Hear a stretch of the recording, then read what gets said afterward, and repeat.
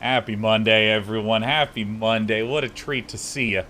And what a bizarre screen to load up into. Look at the thick mist, the weather, occluding everything in the space below. Let's talk about where we are and show a little bit. Actually, so we want to be facing this way. This is where the sick view is.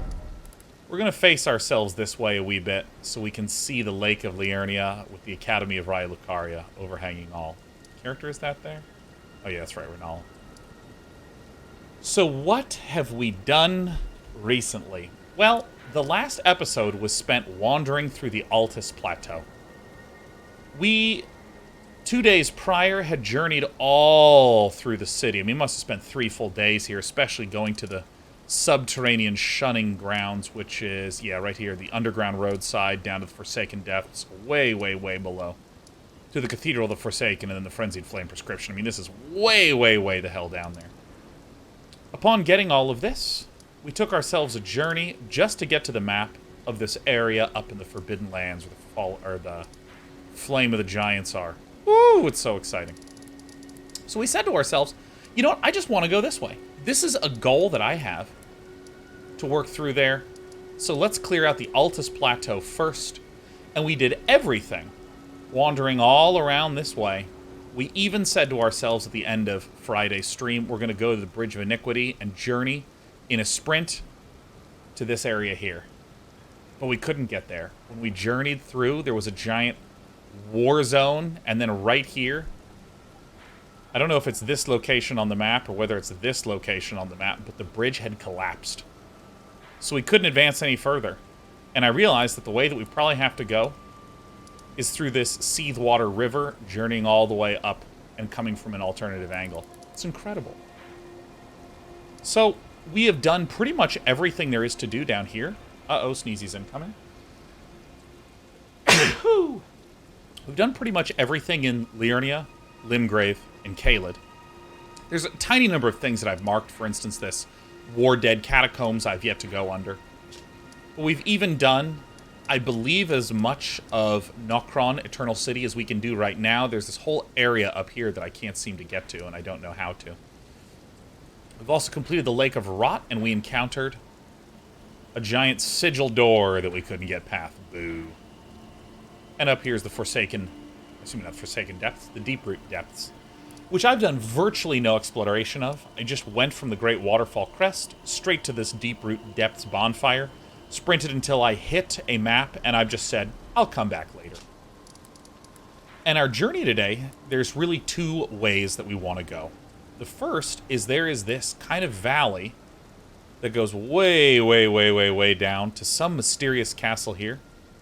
And that's what we're going to do today. That's what we're going to do today. So I am going to hope that the weather has cleared. It hasn't. Devastating. You know, I'm going to go here and see if we can clear it up, because it's a good view. Oh my god. You love to see it. You love to see it.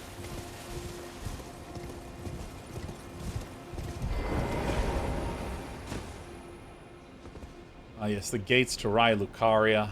The mysterious island. When I say the mysterious island, this area up top here, I haven't been able to reach, but if you look below, the elevator appears to be just on the other side of this boss fight. There's a seal there that we can't get past. And someone shared a theory that I actually thought was really brilliant, that I'd love to put to the test sometime. Someone shared that they believed that the Y value of objects, like this castle, things like this are actually inaccurate. When you stand in certain areas of this game, what it does is it artificially raises the Y value of certain things in the distance to create much more appeal of grandeur in locations.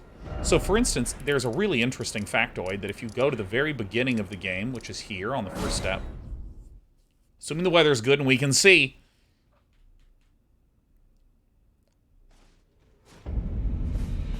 in Limgrave, you can actually see all 6 divine towers. Here's one divine tower.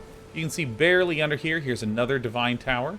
Here's the divine tower of, I believe that is the East Forsaken one. Yep, there's the Forsaken tower. Here's the Kaled tower. You can see the, just barely, there's the Liurnia tower, and there's the other west tower of Atlas.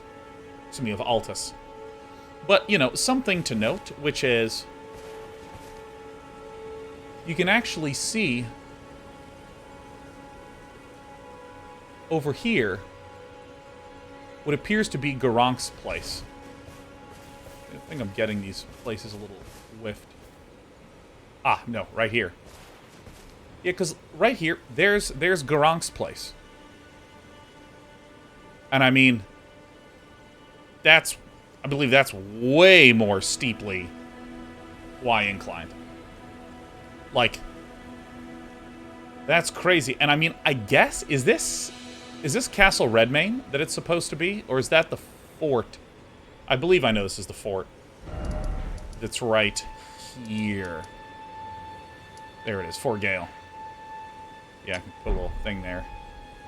Oh no, that's that fort. Oh, yeah. This is actually an incredible example. See, there's the fort that it appears to be signifying. And if I put a thing right here at Castle Redmane,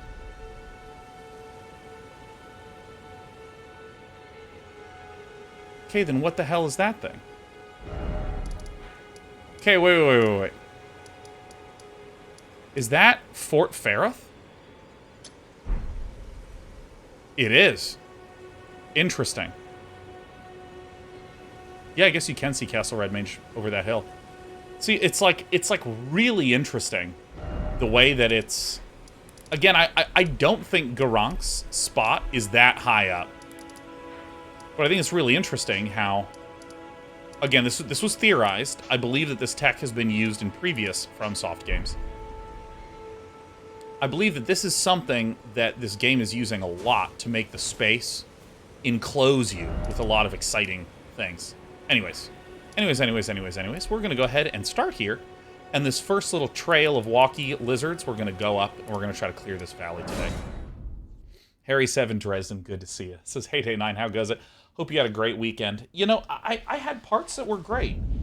But I'll be honest, I didn't have the best weekend. Didn't have the best weekend. I struggled to really feel as restful as I wanted to.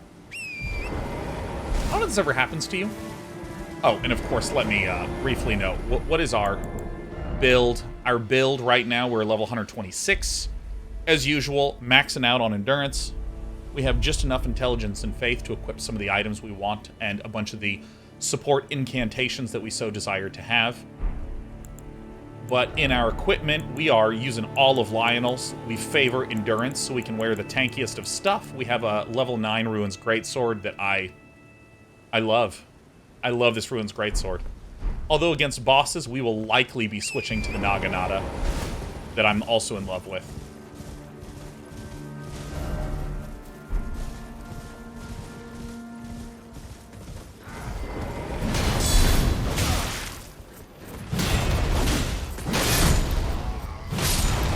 One of the benefits of poise is that you get to do that. We also have a lot of these incantations like Bestial Vitality, which is quite nice as just a thing to put some... Hi, Des. Oh, hello. Yeah, it's a good thing to just put a couple points into a lot of these incantations.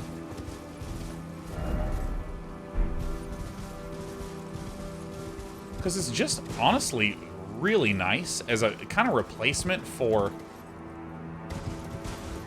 all the Crimson Flasks. Let me go ahead and do this. Let me go ahead and just put a marker and this.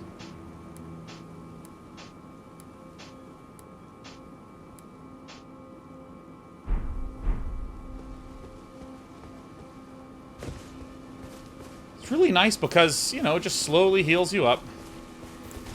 I have my LED light. This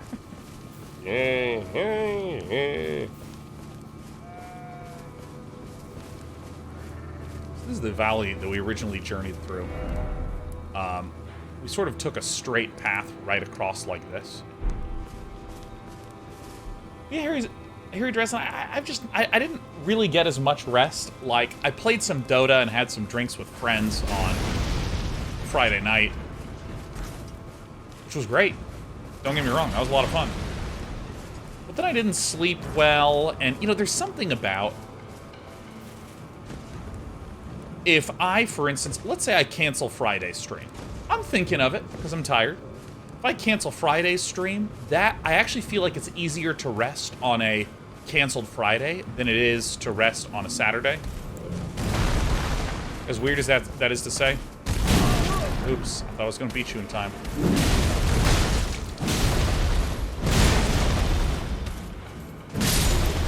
Just bear fighting.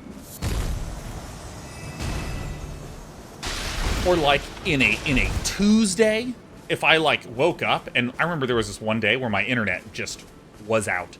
Oh no, it wasn't. It wasn't my internet that was out.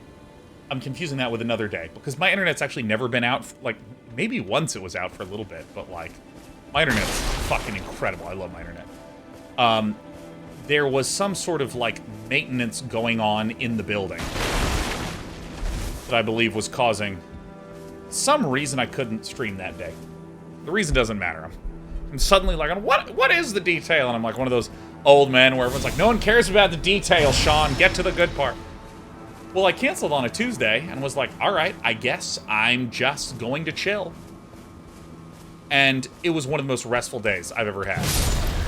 I find it so challenging to rest sometimes on like a Tuesday. Or excuse me, on a Saturday, you know.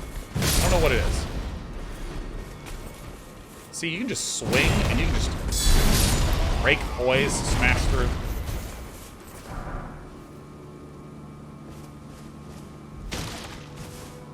So I'm doing all right, Harry Sevenders. I'm doing all right. I'm happy that it's Monday. I actually quite like Mondays. I think Mondays are really nice. Which is weird to say. That's what I was like, welcome to Monday, best day of the week. I mean, it's obviously tongue-in-cheek because most people hate Mondays, but like, I kind of like Mondays. You know, I get to see Lee and Sean, both of whom I love very much, and who just always put a smile on my face. Emberg says, hey, I have my first international flight soon for work. Any advice for dealing with jet lag? Remember you mentioned you have some strategies that help you. Yeah. Against the horses, because they move so quickly, I find that these sweeping attacks are better.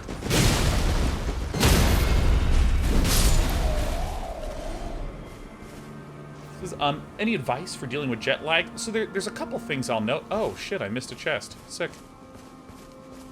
One thing that I would recommend...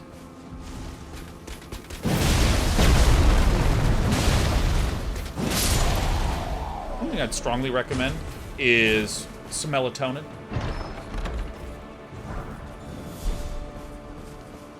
That can be really helpful.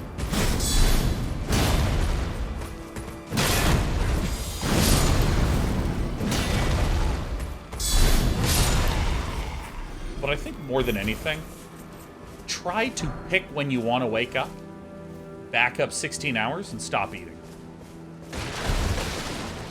This is the best advice I can give you, Emberg. This is the best advice I can give you. Stop eating. Just drink water. Just drink water. Really helpful little trick. And then take some melatonin, go to bed. And then when you get up, have a really big breakfast. Now, I'm no scientist. I'm not a science-tizer. My understanding, and it's been incredibly useful for me every time I've messed up my sleep schedule. I'm not officially a science-toid. Huh. Wow, could this perhaps be a lake of poison?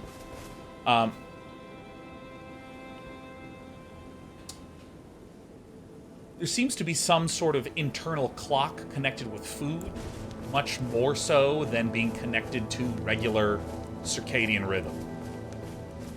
So if you deprive yourself of food, not like crazy much, but like the sort of day-night light cycle, there's some sort of food cycle in your body that tends to override that. You know, in the sense of, oh yeah.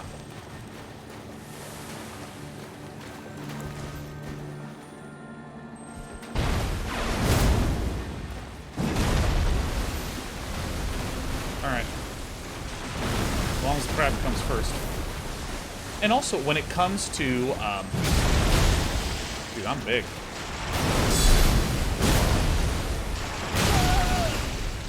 Hit him. Something very important to note, if you're going to take melatonin, do not take very much at all. Take like half a milligram. I take a quarter milligram at night.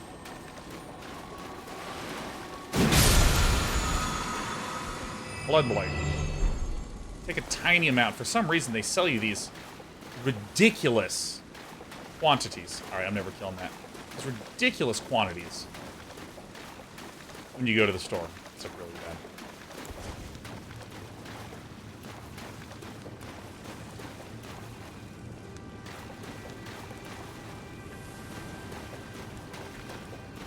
Turtle lives. So that would be my advice for them. Yeah, if you take a lot, it can just fuck you up.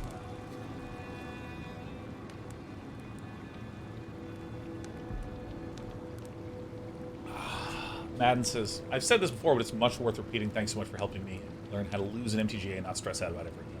Now take each game as a way to learn instead of a stressful encounter. I really mean it. Oh, I'm so glad to hear. I mean, I actually think that they're almost, you know, a lot of my conversations about that sort of thing are almost things that I wish I learned how to say to myself when I was younger. Oh my god. I mean, because the thing is that, you know, with Magic, Magic is a game where no matter how good you are, you just can't win every game, because it's probability, you know? When everyone's trying to optimize, I'm just going to put this away and just admire. No matter how good you are, you can have the best top meta deck in the world and some very mediocre kitchen table brew. The kitchen table brew can win. That's how the game is built. When I was younger and I played StarCraft, you know, there was that assessment. Which was like, I really should be able to win every single game. I just said I was going to put this away. Oh, hi.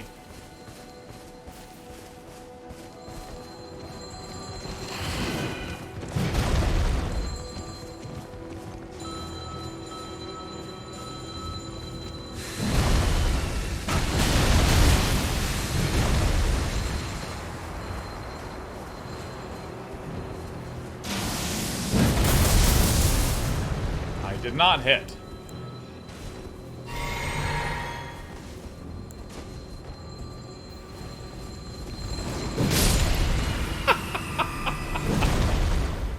No, there's that theory. I should be able to win every single game. Every single game I should be able to win. And if I lost, it's because I wasn't trying hard enough, I wasn't playing well enough, and oh my god, the pressure I put on myself. When really, if you wanted to get good at StarCraft, really should be playing at about 70% effort. A lot.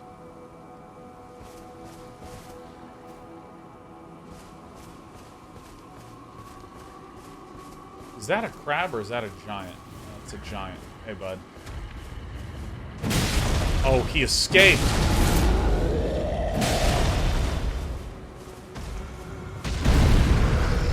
He's gonna get staggered maybe with the next hit.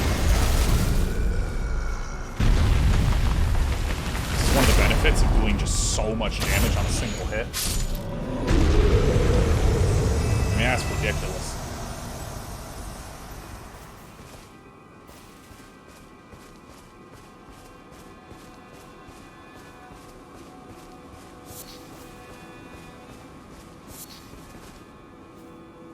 Yeah, Snowman says, what do you mean about getting better by playing more at 70% effort?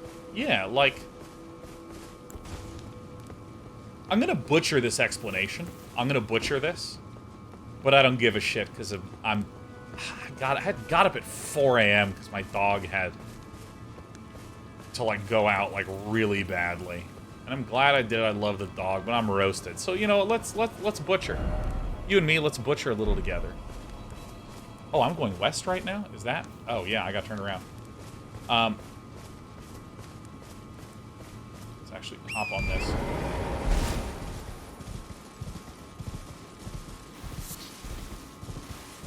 Okay, I'm going to butcher this explanation, but we're going to try it. We're going to try it. Generally speaking, you don't want to be trying to give a 10 out of 10 effort on everything you do. Literally get out a pen, get a piece of paper, and focus as hard as you can and try to write your name perfectly.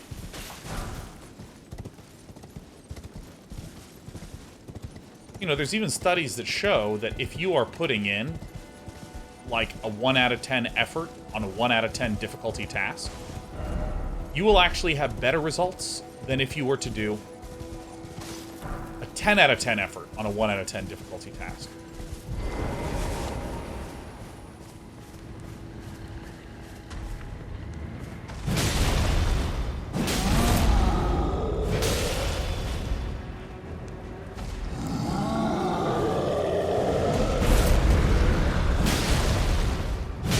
One more. One more?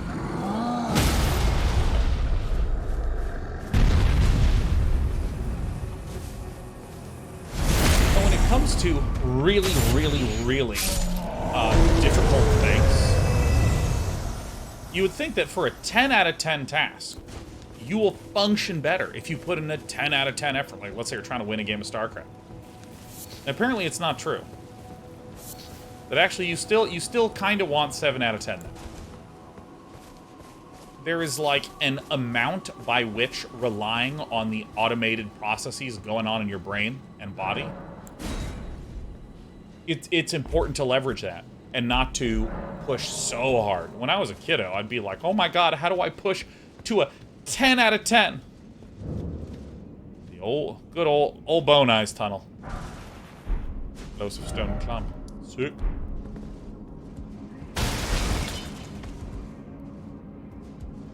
It's actually just not as effective. Like, using the automated parts of your brain is really nice. When I was young, I'd be like, oh my god, and you're like, push. How do I be the absolute best ever at all the things and hate myself if I don't perform perfectly, you know?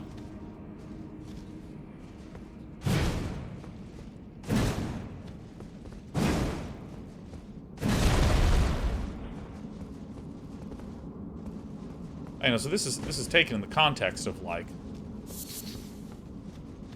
oh yeah, you want to, like, grind a lot on magic? Well, it's actually not important to try to put in ultra ridiculous, stupid, try-hard energy every second of every match. Oh my gosh. And if you ever fail to do that, you're a failure and you need to keep on... Yeah, no, just like, fuck it, 70%. Shoot for 70%.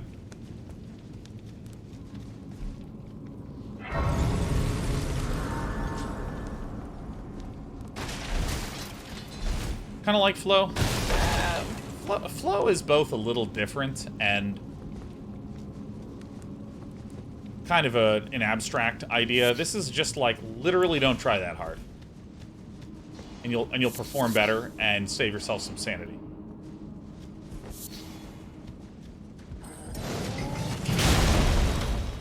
Oh my god, these guys are so much easier. Oh, there's a dog. Somewhere here. Where are you, dog? Found you.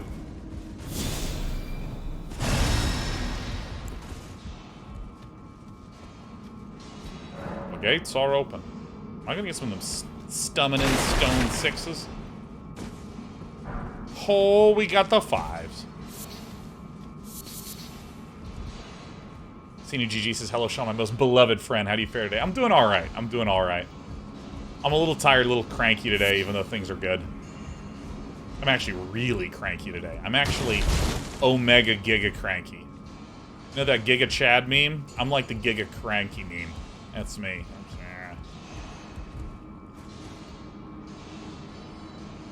Yeah, Snowman says, hey, by the way, did not doubt you remember me from the 2012 Red Bull PAX event, but I've been watching your content since then. I just wanted to thank you for the life lessons you've passed along to me. Well, hey, that's a real delight to have known that you've been here for 10 years. Thank you for that. Makes me feel great. 2 birds. Ooh! Sure wish I'd had that one earlier.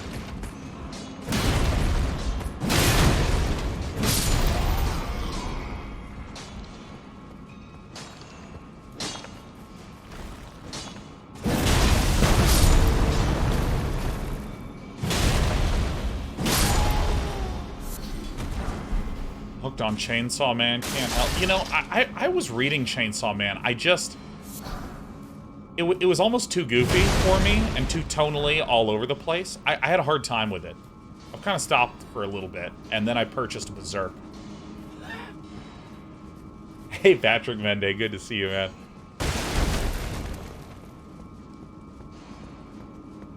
See, man, I think giving 70% to things is really nice. Because, like, you know, I think about that, too, when it comes to, like, work projects that I've cared about in the past and wanted to push along, where I've been like, you know, I have no interest in working. And I think this task is a 10 out of 10 difficult. And I just remind myself, dude, even if I put in a 4 out of 10, actually, I'll probably do a lot with it. Madden says my 7-year-old son now likes Poca thanks to you. Dude, your 7-year-old son fucking rules, Madden. What an absolute alpha. Holy shit, you're... Oh, what an incredible 7-year-old son. Jamming a polka? I mean, that's art right there.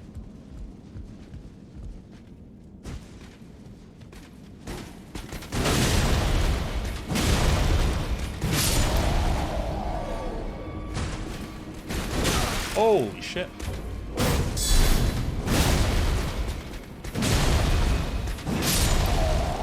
Oh my god, these guys are so much easier with this sword. Golden Great Shield? Oh. I love this sword. Seeing Jesus, I've been watching since Sean used glasses and had a chipped tooth. Tell me how to construct more piles. Those were nice days. Those were nice days. Those were very nice days. My wife still speaks fondly of my chipped tooth. Troll's hammer. He's gonna be down here with my hammers.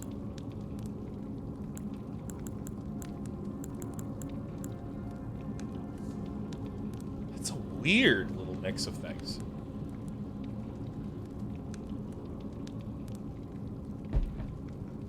Sir Crumple says, I've never heard the 70% in my life, but you just blew my mind. Years going 100% of everything has exhausted me. Thank you, I'm going to have to mill over that for like a few years. Yeah, dude, just... It's actually, I think that I incidentally wound up using it for a while without understanding what was happening to me, or in me, or with me in the unity of the Holy Spirit. I just didn't understand, you know, because I especially was pulling crazy hours playing... Oh, there's a guy here. Pulling those crazy hours doing shows and trying to do Fun Day Mondays and, like, not just go to events, but, like, put on events. We used to do, like, event organization for Red Bull, and we, like, ran our own league and shit. Like, oh my god, it was, like, a lot of work. So, I mean, frankly, nothing could really be that good. But I found, like, the quality was still similar to how it would be when I put in ridiculous, stupid, holy shit amounts of effort. Oh. Bad dog.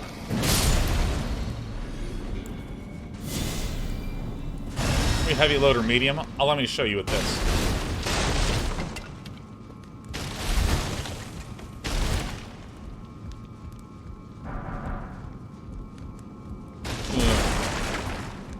Ugh.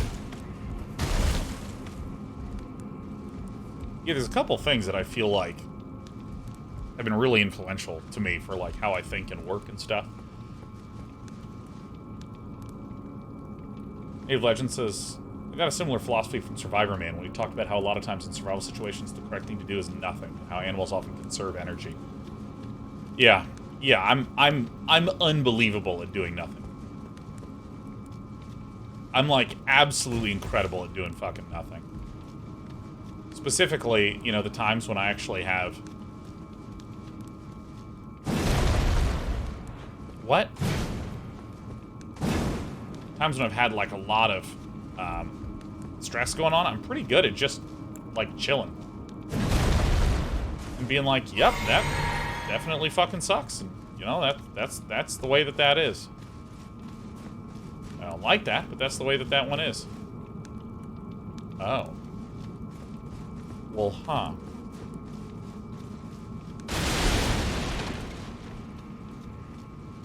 And then I just, like, can compartmentalize pretty well.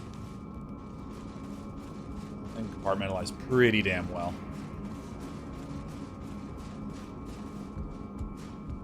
So I think...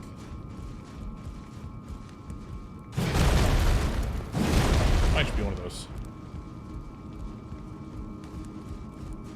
Might just be a smaller cave. So I feel like I came up here, and I think I went this way.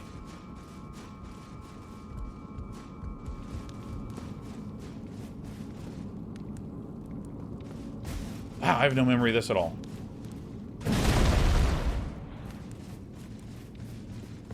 Yeah, no, there's the 70% is one that I've found really invaluable for me personally. Uh-oh. It's so easy for me to be like, I didn't put in enough effort, I'm so bad. I'm gonna beat myself up, oh god. Another one was Jim Butcher talking about how he would... The quality of his work, when he would be exhausted and feel like he was getting massive writer's block and would just not be able to get any of his work done. Holy shit, I am stronger than this.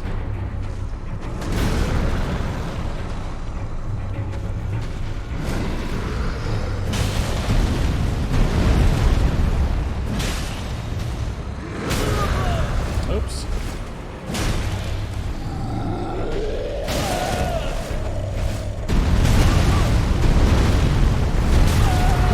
Get up, you fuck!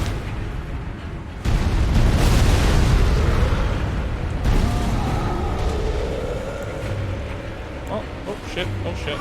And we're fine.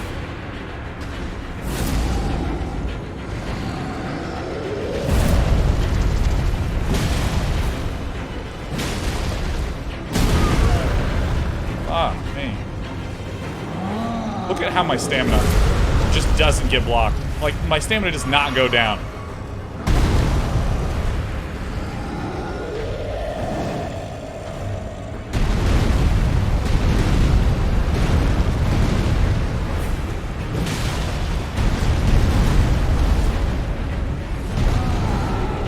I mean, like, it almost looks like this game doesn't have a stamina loss mechanic. Great club. My clubs are up here.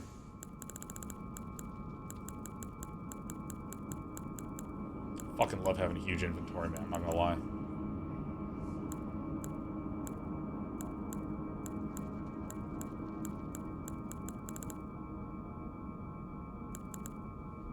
.35 strength. I mean, it's no ruins great sword, but you know, it'll do. Yeah, Jim Butcher would talk about how whenever he had a writer's block, it would take him 12 hours just to get out a few pages. Versus the times when he felt like he could just smoothly dash along, no problem whatsoever. That there was not really a meaningful difference between the writing output when he would go back later and look. I always thought that was really interesting. Dark Hunter. We had to cancel mostly walking because Sean and Lee just had conflicts.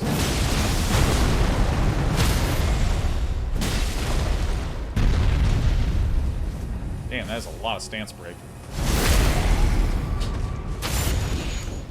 Time to be a stealth clubby boy. Hey, Kinsaris. Yeah, but Jim Butcher would be like, yeah, you know, I would sit down and write for 12 hours and feel like it was excruciatingly difficult. And then I would write the same amount of pages in 2 hours when I was feeling just amazing. And when I would go back and reread the writing in both areas, they'd be fine. And there are times when I would just, like, do a show or a broadcast and be like, I sucked dicks. I was horrible. I was the worst. My worst performance I've ever done. And then I'd go back and rewatch and be like, it was fine. I don't know why I was getting so torn up. I was, like, putting in so much effort beating myself up when it's actually legitimately fine.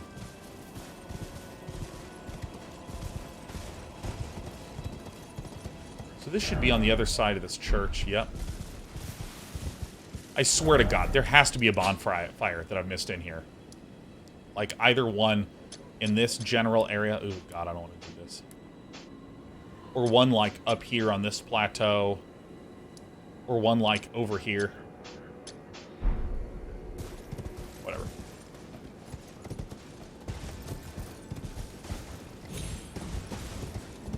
So I see. So these spikes from Mount Gelmir are gonna shove me this way. I feel like Mount Gelmir is connected to the glowstone magic. I feel like it is. Because these extrusions from the soil seem very architecturally similar to Liurnia.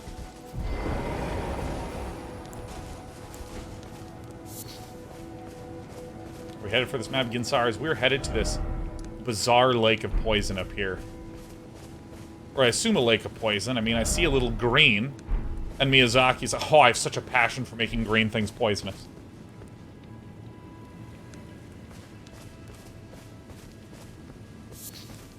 I mean, I think a lot about this, like, this idea of if you put in mediocre effort for a kind of meh amount of time, you know, very normal, few hours of mediocre effort a day for a while, you can actually move mountains. Assuming you're working in the same direction. Right? Like, you just sit down and you're like, you know what?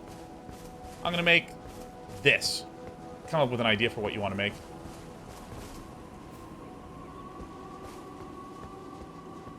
You just devote your days to it.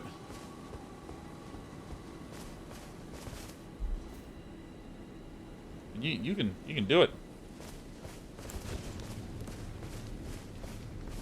Oh, is this swamp? Is it poisonous? Okay.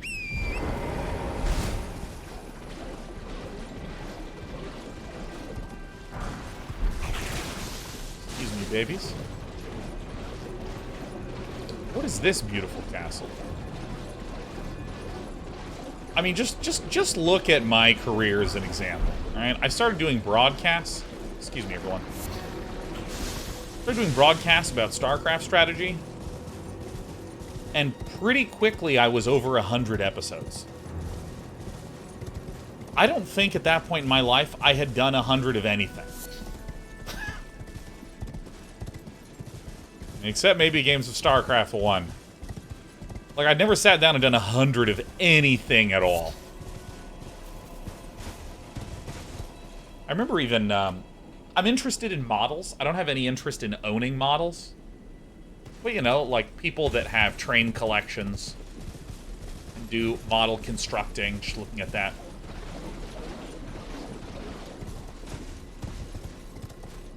Oh, you little... Oh, my God. Not a chance in hell. Alright. I will go up here.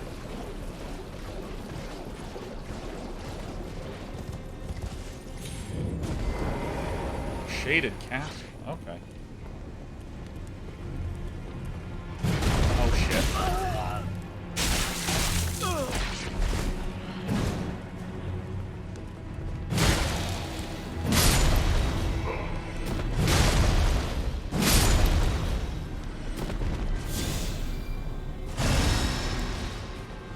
But I mean, there's a difference between like 100 hours of Elden Ring versus like 100 focused, driven, clear shows trying to explain exactly some specific concept that I wanted to get out of my head. Alright, so here's what I'm going to do. I'm going to go this way and exit.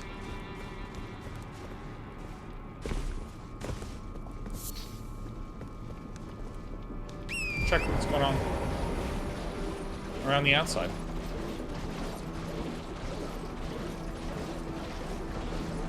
Yeah, no, eventually I'd hit 100 episodes. Or some of these model builders who sit down to make, you know, various models of things. They're like, you know, today I actually am interested in starting work on a new model house. And I'm probably just going to start with some windows.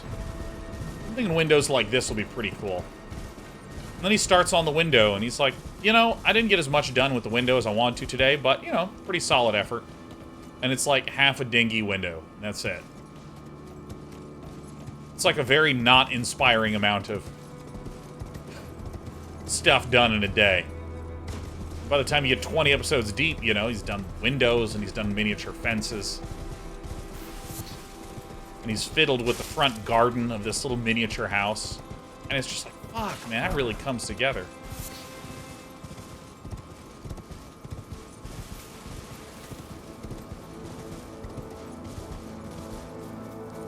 Snake with Wheels has been trying to build up some hours since you were talking to a viewer about it a while ago. I missed my 6 a.m. morning time last 2 weeks. I'm happy to hear some more wisdom and motivation. Well, yeah, I mean, like, here's the thing. Like, I really like promoting and plugging this idea of, like, dude, get up in the morning and do it first thing. Even if it's just like, ooh, I'm really into models. Get up at 6 a.m. and I'm going to work for 4 hours before I have to head to work at 10. And then you start doing it and you're like, okay, there's no way in hell I can do that. I'm going to get up at 8 and work for 1 hour, and then I really need to get ready to go to work. I did not budget properly fucking at all. That's fine. It's like completely okay to do that. Then all of a sudden you're spending 5 hours doing stuff a week. And if you think about it from like a schoolwork perspective, like a 3-credit class in a university, allegedly is supposed to be this. It was not my experience, but whatever. A 3-credit class is supposed to be 6 hours of work outside of the class per week. So it's like, you know, 3 hours of lecture, 6 hours of work.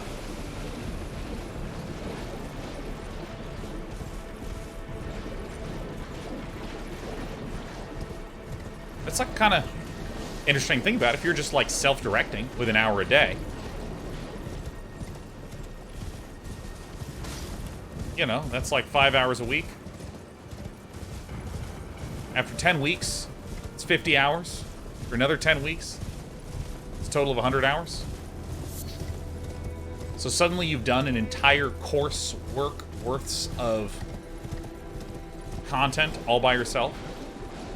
It actually adds up incredibly quickly.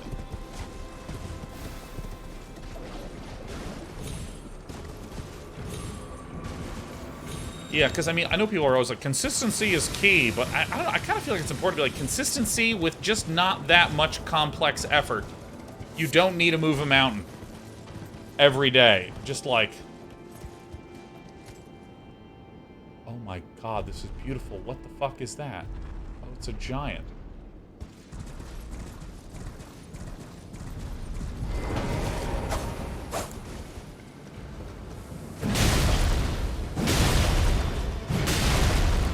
Hooray for stance breaking.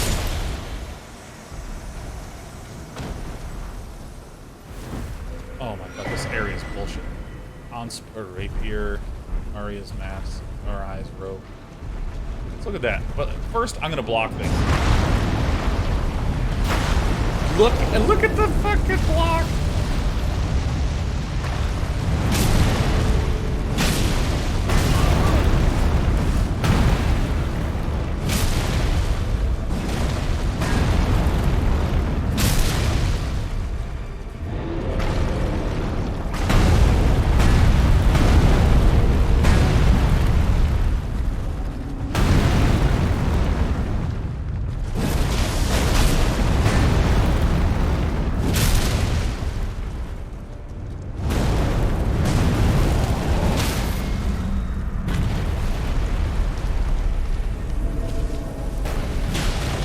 shit, are you not here? Oh, is it on his head? Ah, whatever.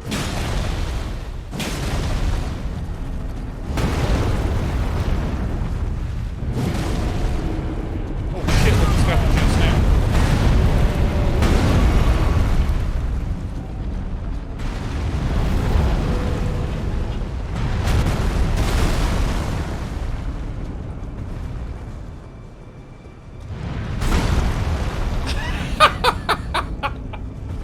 Okay.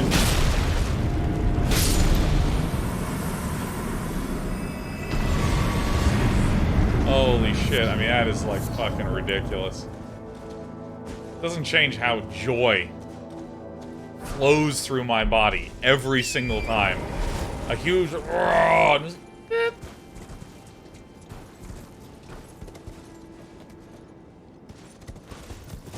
Okay, video game. See, this is what I mean, like...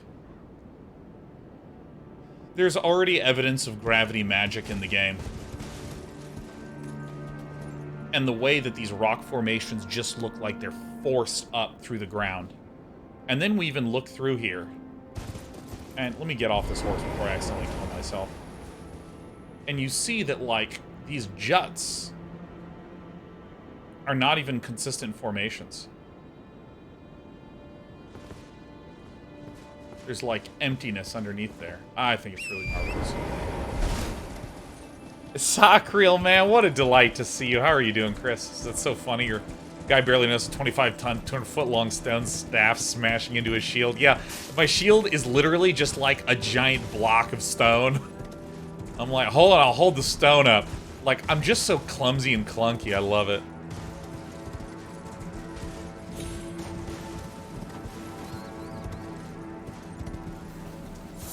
And then I know where I'm going to be going from here. I want to check the outskirts of this castle before checking the inskirts. Is that a thing? Do castles have inskirts? I feel like I've just accidentally said something wildly inappropriate. Budgie Power says, think you'll get into AoE 4 ranked at all? You know, Budgie Power, I'm sort of in a weird place in my life right now. Where I am so happy with the games that I've been playing. I mean, I've been having just a marvelous time. Marvelous time. And so, when it comes to Age of Empires 4, I mean, I don't have a lot of steep criticism of the game. In fact, I watch Beastie Cutie almost every day. I love watching it. It's fantastic. But, you know, some of the specific... Ah, God, it's kind of hard to say, like, in a more eloquent way, but, like, I'm going to state it like this. Right now, if you're not, like, a 10 out of 10 game for me, I don't think I'm going to play it. Oh, I see. This is to denote entry into the castle. A place where you could enter.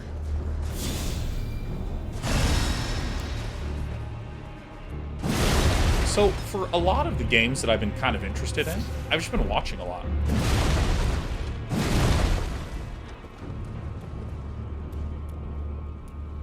Oh my God. Fucking fans. So, like, you know, there's a game that I played on, was it Thursday last week? I don't know, time's a flat circle, my brain's a little melted. Played a game called Solasta, which is just, frankly, an exceptional execution of 5e Dungeons & Dragons. Like, a lot of Dungeons & Dragons campaigns are just complete shit shows of people fucking around like crazy. I don't know what this dude is. I don't trust him. Have a seat. Like, a lot of D&D campaigns are just people messing around so much, it's unclear if you will ever get to play a game. And frankly, that's kind of why they're fun. But also, Dungeons & Dragons has a really rich statistics and combat system. And I think Solasta does an absolutely magnificent job of executing there another bastard here? Oh.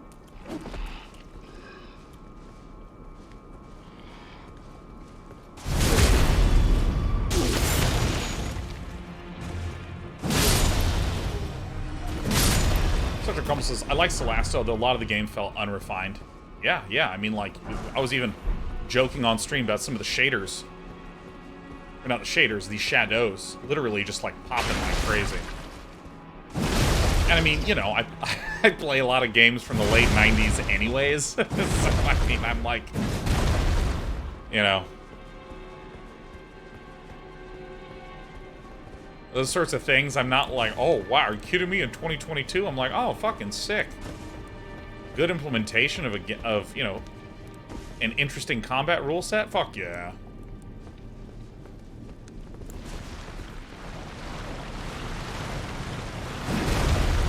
Oh, that's not what happened.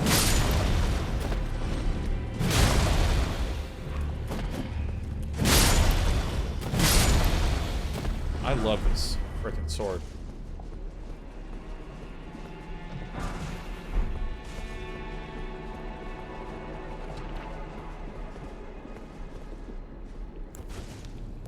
Yeah, I mean, it's kind of the same thing with Age of Empires 4, where I'm just like, dude, this game does so much, so great.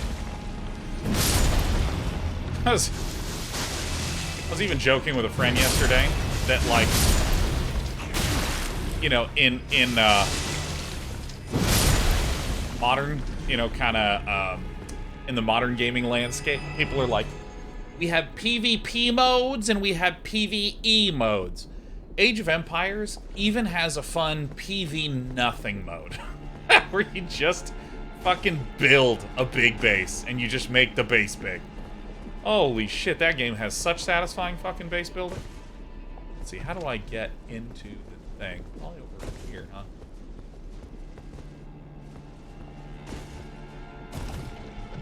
Okay. Oh, I get there by walking in a straight line. Got it. Got it. Oh, one of these fucking things.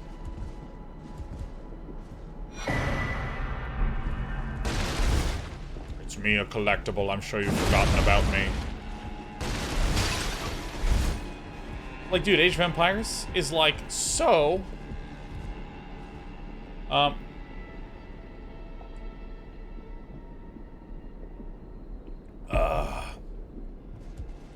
Yeah, no, I mean, like, I think Age of Empires 4 is fucking awesome. I still will say I really hate some of the small things around the UI UX of just clicking on shit, but, you know, sure, whatever. It's not like they ruined the game by doing X. While he tosses, if we found out if the paintings do anything besides collecting, we have not found out anything in that regard. And frankly, as far as I'm concerned, they seem to just be a collector's thing.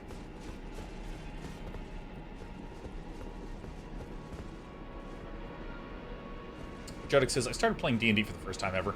It's just a bit boring. It's just been combat at the moment. It's not that interesting. Yeah, you know, I actually feel like Dungeons & Dragons... I'm going to have to go down in there, aren't I? Alright. I feel like Dungeons & Dragons is a really good example of our mental model thing.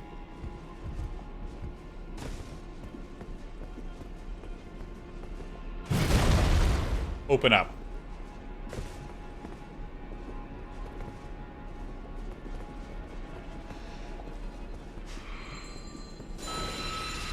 Where, like, in Dungeons & Dragons, I really did not get Dungeons & Dragons for an incredibly long time. In fact, one of my friends started playing D&D, and I was like, why is this fun? Why is this a game? He's like, dude, like, literally, you should go on these crazy adventures, and these crazy stories happen, and, like, whatever you want to do, you just do, and the Dungeon Master just figures it out. And so what I would say is, if you are playing Dungeons & Dragons, the way that I kind of viewed game is I am Sean, and Sean is trying to succeed at this game. Sean is controlling Mario, or a faction in StarCraft, and I need to build stuff, because I need to win. So how do the systems work? And I was thinking of me interacting with the systems of the game, or, you know, even if there's, like, a story-driven game. Like, I'll take Fallout, which, again, comes from my childhood. Oh, you missed. Easy, buddy.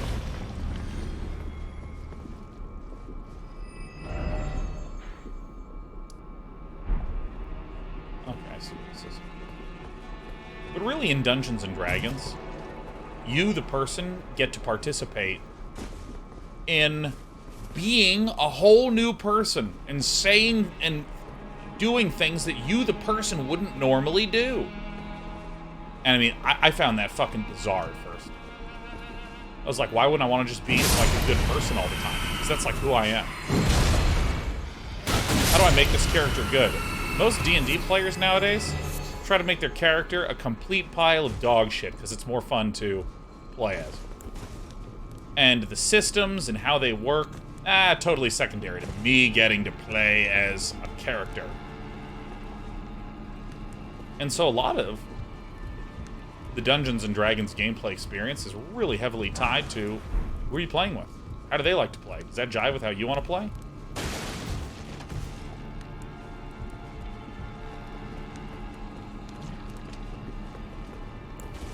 And so, like, you know, in Dungeons and Dragons, I mean, if I'm being perfectly honest, this is going to sound like sacrilege, but I don't give a shit. Often the combat encounters I have in D&D they're not as interesting as all the games that I play normally. Like, the combat encounters in this game, way more interesting. I know, that's fucked up to say. What do you even do? The answer is die quickly.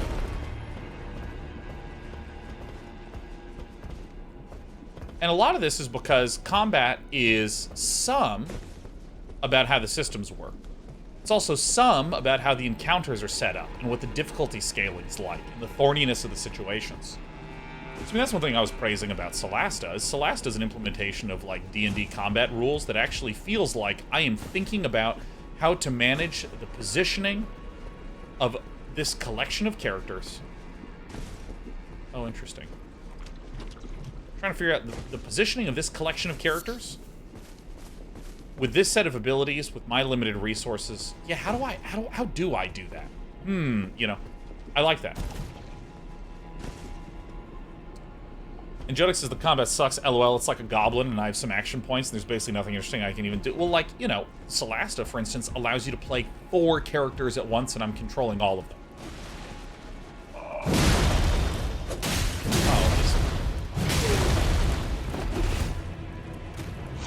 All in the poison.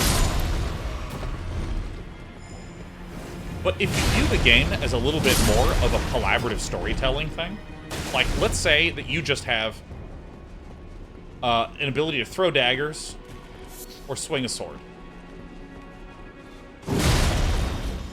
Let's say that's it.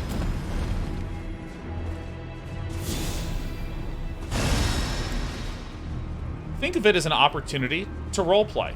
I played as a character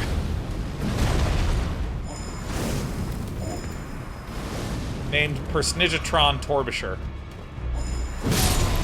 And there was a dramatic sequence where all I was doing was fucking shooting a bow at a guy. I literally I was just shooting arrows at this fucking guy, and I couldn't hit him. And so I just kept raising the stakes with how I would communicate what my character was saying right before he fired his bow. And it mean, like, literally, I could not have been shittier, right? I could not have been shittier at shooting this fucking bow. And that's what was interesting about it. It wasn't, all right, I'm gonna aim. Okay, I missed. I'm gonna aim.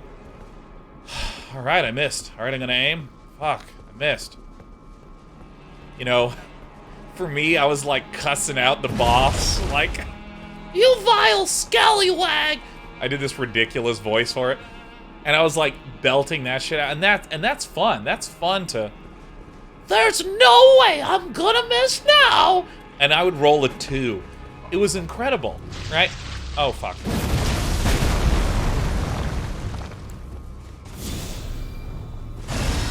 And so, you know, this is what I mean by the mental model is not exactly clear. Oh, shit, so many fans around here. Ow, fuck.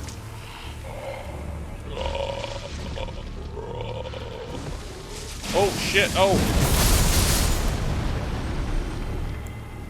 Having a drink?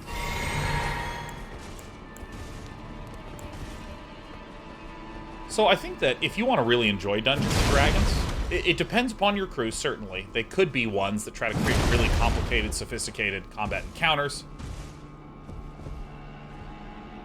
But if you're me, and you're in the mood to fuck around, and your whole crew's in the mood to fuck around, lean into it. Do ridiculous stuff. Like, really push the boundaries.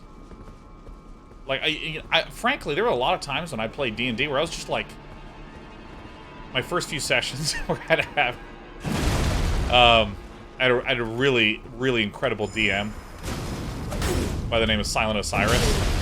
And I was like, wait, can I just, like, do whatever I want and Steven will just figure out what to do? And the answer was yes. And I just, like, turned into a bird and, like, set a town on fire for no fucking reason. Like, none. And people were like, that was really fun. That was really cool. And you just set the bird, or set the bird on fire. When your bird set the town on fire. And I was like, why? And they're like, I don't know, isn't it kind of weird? It's just like, you just showed up to town and you, like, burn the whole town down. And then, like, we returned back to the town and, like, it's still being rebuilt because my fucking bird avatar burned it down.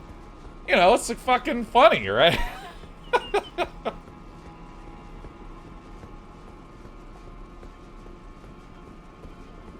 So that's my pitch. That's my pitch for the joy of D&D, and I don't know if this is announced, but whatever. I'm doing a one-shot on Sunday the 1st of May.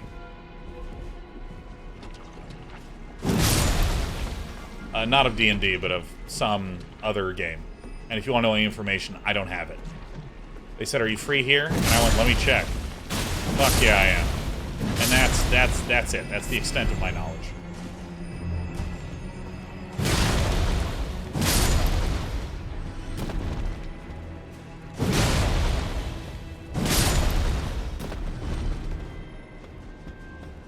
Does it with Critical? I mean, I highly doubt it. I highly doubt it, but the fact of the matter is, it could be. Like, that's how little I know about this. Strange Inquiries, 2,000 bits. Love you, Sean and chat. Also, new bits badge. Woohoo! Oh my god, Strange Inquiries for a total of 5,000 bits. You sweetie.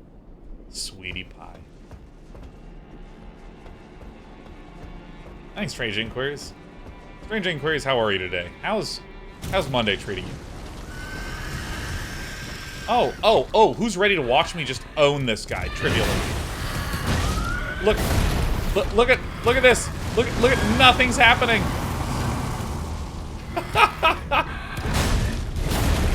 My stamina's not decreasing fucking at all. Look at this shit. Yeah, poison me, I don't give a shit.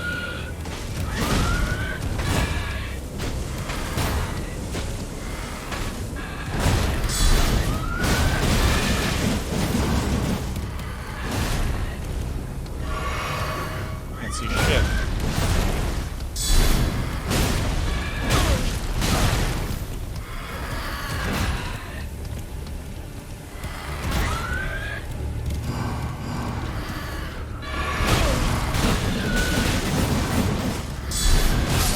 Okay, damn it. Rats. Dude, it's like so funny. I literally just like hold my thing up. He's like, G. Oh, it's so good. It's so good. Dude, I don't even feel bad. I mean, I just find it so funny how unbelievably little stamina damage he does. Alright.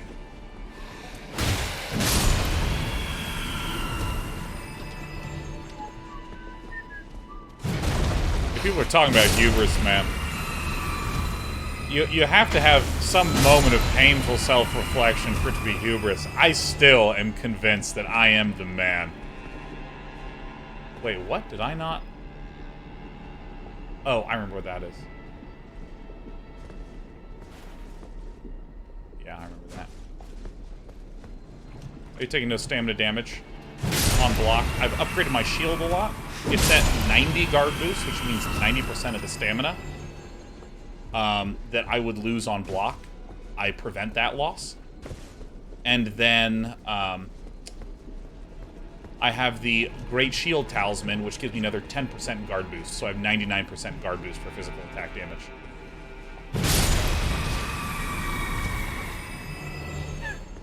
So good.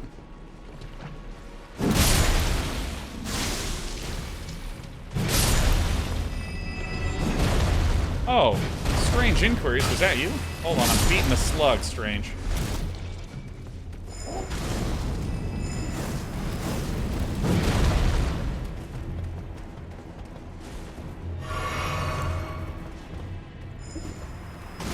Do we ever plan on doing a different style playthrough?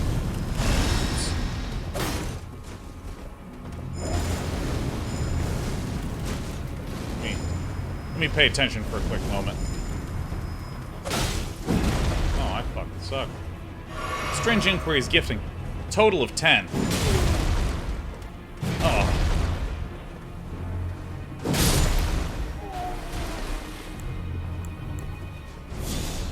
Thank you, Strange Inquiries, you little sweetie pie. Oh, shit. Get these out. So, I mean, we started out with medium rolling sword and border, and then we did a Naginata and shield, and we built into tankiness, and now we're doing just heavy load, thick boy gaming. So, I mean, I have felt like I have experienced a varied playthrough. I'm actually going to show some humor in here in a moment.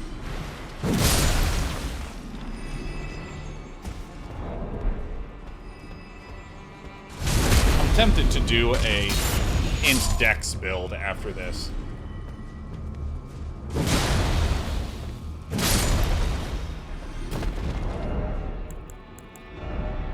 Alright, here we go. Okay, who's ready? If you want to see what esports looks like, this is it.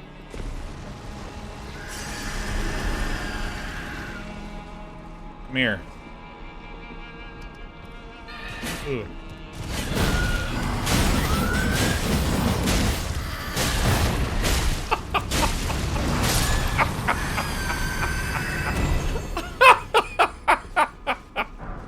Fuck yeah! All right, let me equip the other thing. Yeah. Now, let me ask you the question: was I wrong to have shown hubris? Was I wrong? Was I wrong? I mean, I think you misunderstand that the Ruin's Greatsword is a recreational weapon in this game. It's not the weapon that I'm really built for. The Naginata, that's the weapon that we're built for. I mean, literally, I can just hold the shield up and poke from the other side. Because 90 plus 9 is 99. That's what I learned that this Great Shield Talisman does. Boost guarding ability. Oh shit, I just unequipped it. So we need to switch the display like this. Knights of Lanedell once modeled themselves after the Tree Sentinels. Their purpose is to protect that which deserves protection, thus the shield always comes before the sword. It gives me another plus 10% to the default guard boost on this. It's so good. Why do you thought something I feel stupid that I struggle with those even in New Game Plus 3? I mean, I'm built to defeat them specifically. So... And also, as I was saying, this is a recreational weapon.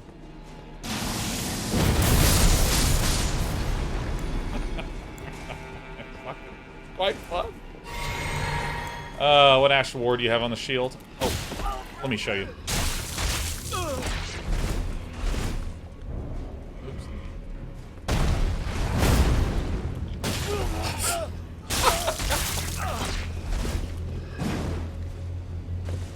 Hit him! Bang! Bang!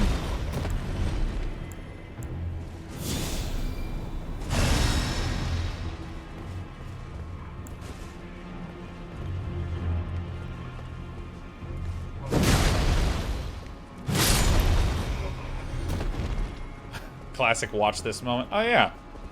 Yeah, and you can even do it nicely with the roleplay. Watch this, guys! This is gonna be fucking sick!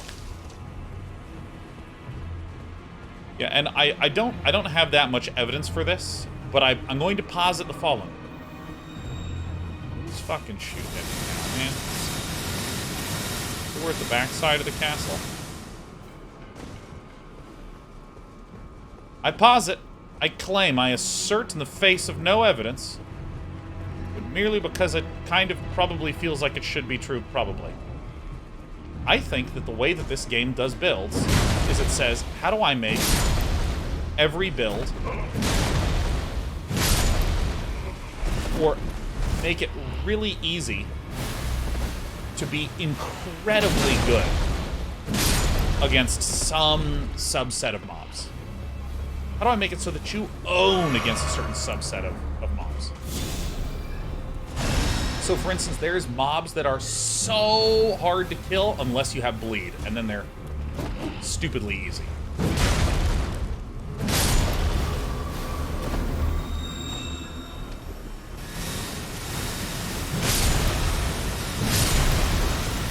Who's rotting me? Is this guy a rot baby? Shit.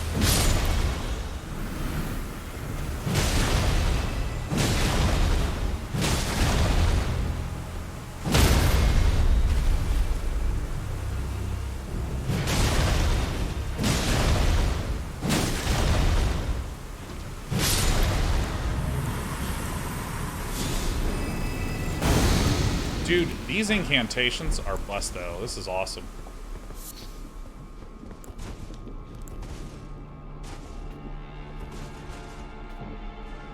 Sergeant, has anyone found a good way to kill rune bears? I mean, I think that, Sargem, the biggest thing is you wanna be where their little bear fupa is. You wanna get right under the tummy, where the little kangaroo pouch is, the little bear pouch. And that's a really nice weak point for the bear if you get close there. So, for instance, if he like does his big grab and then he goes down on you, you roll under his thumb, and you can get hits in there. And then he'll like punch the ground, and you can just pull to the right. And also, the bear goes swing, swing, smash. So you can get like swing, swing, and then get a stab once, and then he'll smash.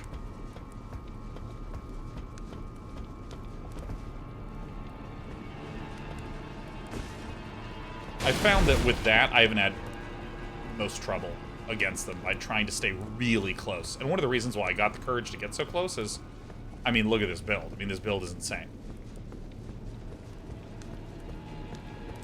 So I just kind of like incidentally got very, very, very, very close. And it was incredibly not threatening. Hi, sweetheart. Welcome. It's good to have you. So I'm pretty sure I've explored this outer area quite well. I must have really high immunity and not realize it. So I think there's a few... No, there's one path that I haven't gone. So this is the path that I came from. So there's this path to the right where the ladder going up is. We haven't explored here. Great. Alright, well, we have these turds.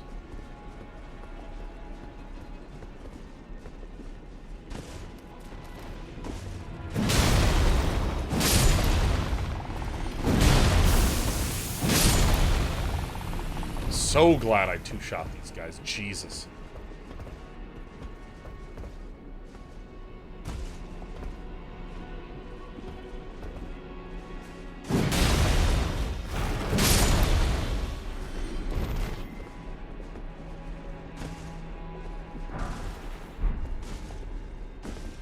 There are literally 3 different kinds of poisons in this game. I don't consider madness a poison. It doesn't dot. So I'm gonna refill on this.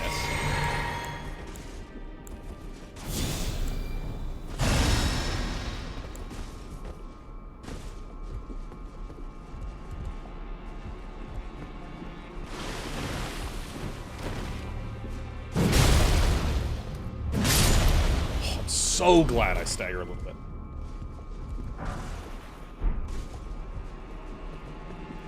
Yeah, I guess if I don't count madness, I shouldn't count Death Bloom.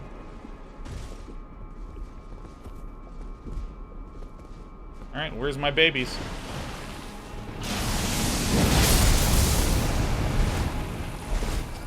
Shit. It just clips through everything.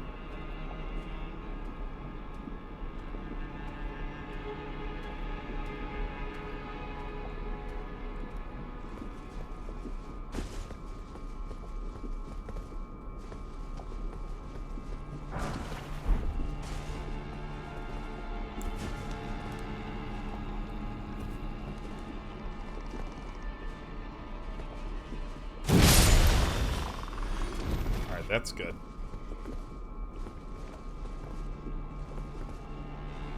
Okay. Woo! Woo!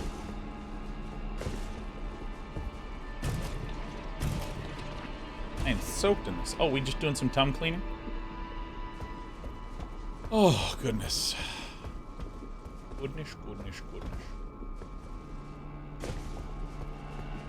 Did I actually clear this side? I feel like I did on the prior death. Oh, shit.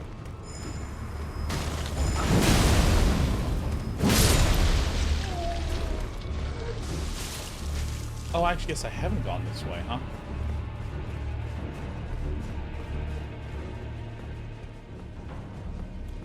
Oh!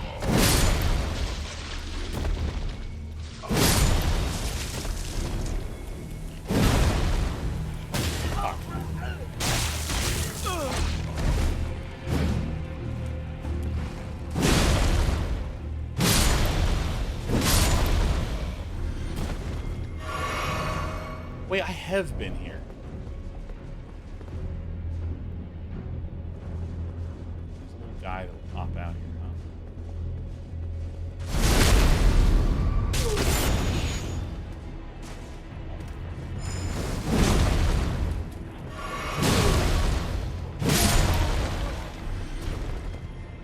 I'm a little turned around about which of these upper areas I've seen before. So let's just do them one by one, huh?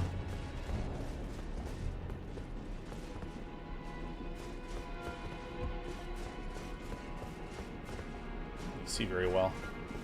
Fellow Brusses love the chonky build, yeehaw. Oh yeah. Big, thick, chonker gaming, baby. To me, it's very clearly there's a ladder that I can climb up. And I'm pretty gosh darn sure I did that side. We've explored all the spokes. Different spokes for different folks. I'll get a better view up here for sure. Yeah, fellow bro, it's hard to say how far in we are. I mean, I'm 125 hours taking my sweet-ass time.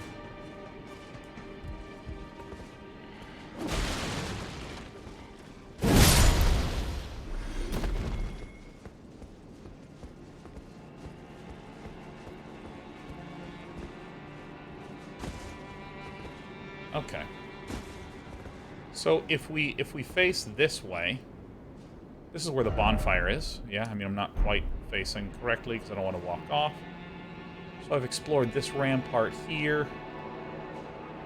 Second one over there, and there's a third one behind me that I was on when I first entered. So I think we're okay.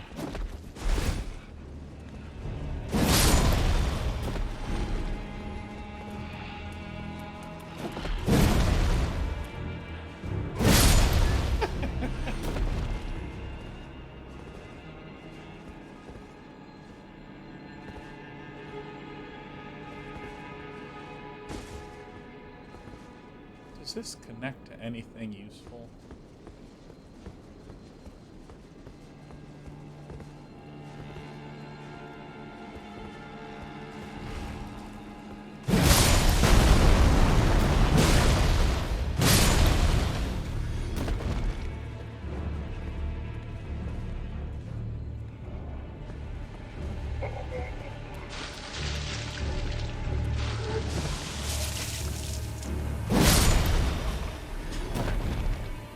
Has Reds. This last time I caught the day 9 stream, the cats were kittens. They grew up so fast. My little babies. Oh, I see. Is this where that one thing was?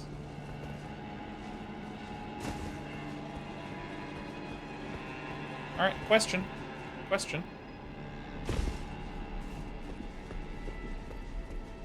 Because if I head back where the starting area was, there's a little outcropping. Yeah, there it is. That's where the guy is. So I'm actually off by like a mile. That's the little ridge area that I was looking at earlier.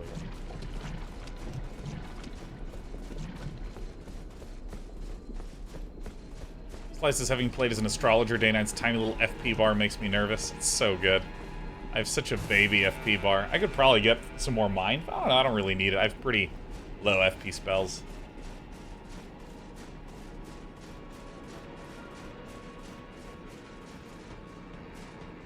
Let's see. It's... Hi. Hello. Oh, hi. Yeah, you just keep chilling. You just keep chilling. You're a good cat. You've earned it. So we'll go that way second. We'll continue the run down this right side.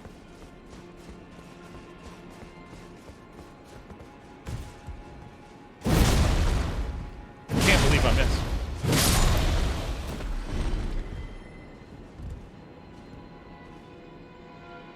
So we can just drop straight down there right now. I would much rather work around this way. Clear out this. Oh, look, what a perfect little drop down. Great.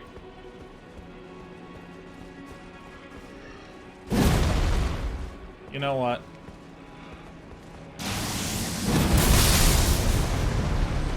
I mean, that is a good ability. I'll be a little careful. I'm getting kind of low on resources.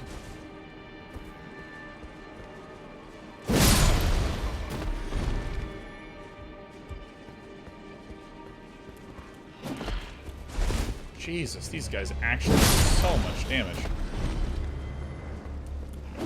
Fuck me, I just said I was not going to do that.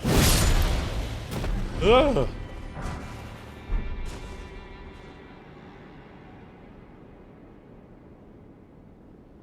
Great, so that's we did clear out that area.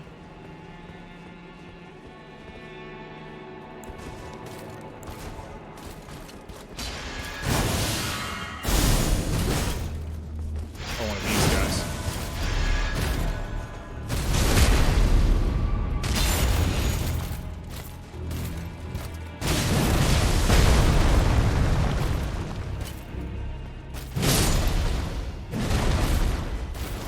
Just too huge.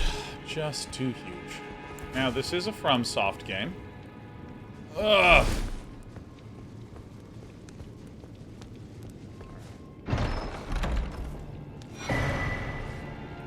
Valkyrie's prosthesis. And it's a key item. Bolstering materials, key items? Oh yeah, I need to do these prayer books.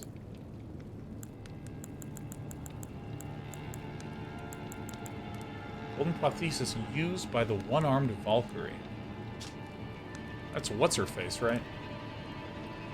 It's used by the one-armed Valkyrie, a masterwork of craftsmanship, practice, and skill. It can be used as proficiently as a real armor. When Melee Murray,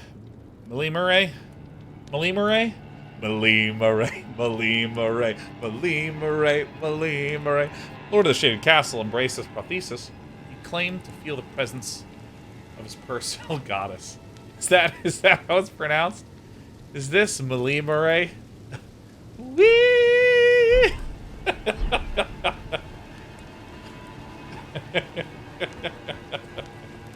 I mean, I don't know if that's right, but that's the way it is now. Melee.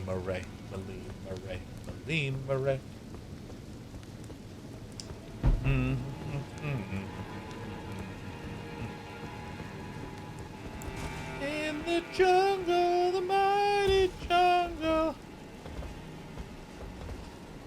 Whee! Dude, I think I'm funny. Jump R2. Oh, shit. These guys can withstand multiples of them. Oh, no, wait, I'm not two-handing. Oh, roll. Pull it out. Smash him. Got him. Leprechauns and wife started singing to you, man. Your wife gets it. I mean, fuck a big shout out to Leprechaun 5000's wife. Is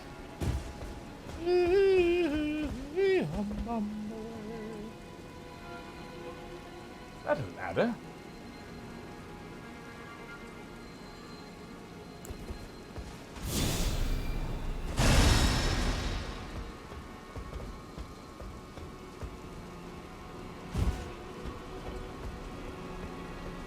Faultwire says you can never bomb if you laugh at your own jokes. I mean, I think it's like an occupational hazard. Finding your own jokes is ceaselessly hilarious. No, not you. Come here, fuckface. Fuck. Oh! Bat rolling it.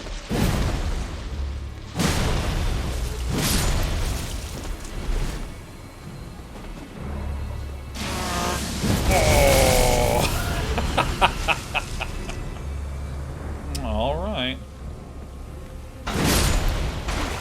Oh. Alright,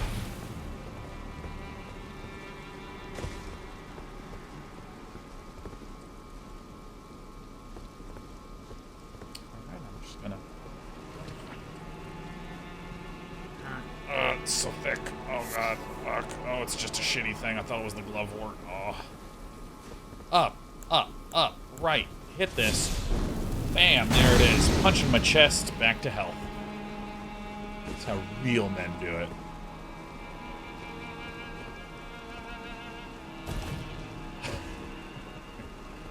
Can I get up here? What if I get like this? Oh, I'm a sneaky man. That was not satisfying. Alright. Armor's very round. Well, so am I. How much strength do you have? 50. You know, just 50. Scorso, does anyone even use crafting in this game? Crafting is actually... I over time have come to greatly appreciate what crafting is and what crafting is not.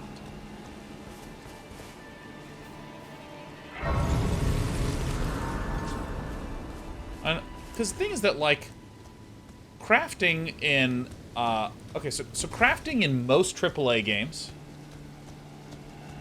is bland as fuck.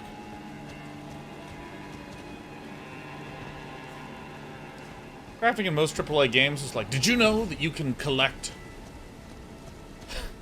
a bandage and honey and make a healing bandage? And I'm like, very well.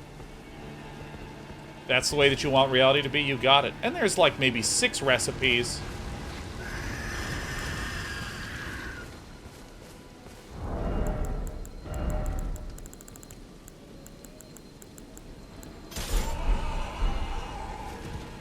Maybe 6 recipes, and you just use them as much as you can. Where are you?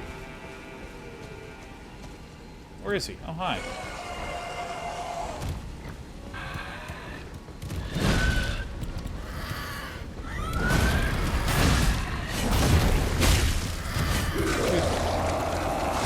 Stand behind here.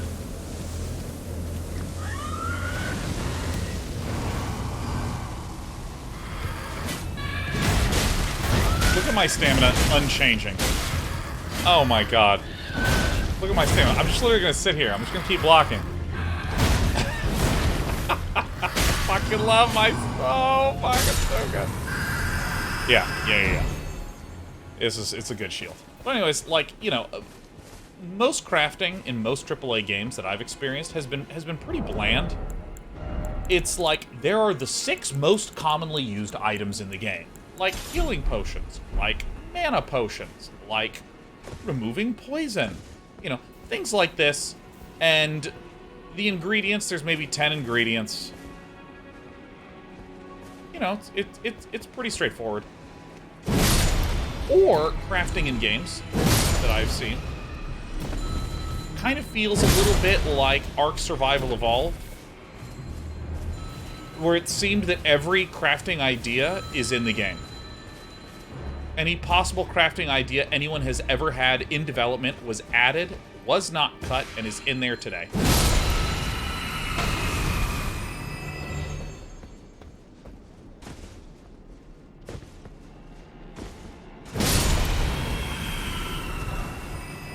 And this crafting system feels really just not one of those two.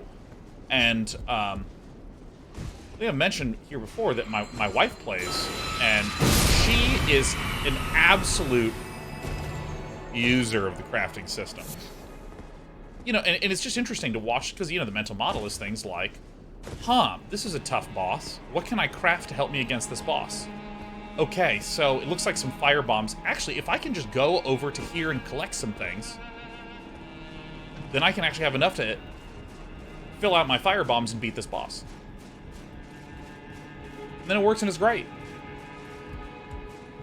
And I mean, I have learned more about the crafting system watching her play for like 5 hours. Oh, you jerk.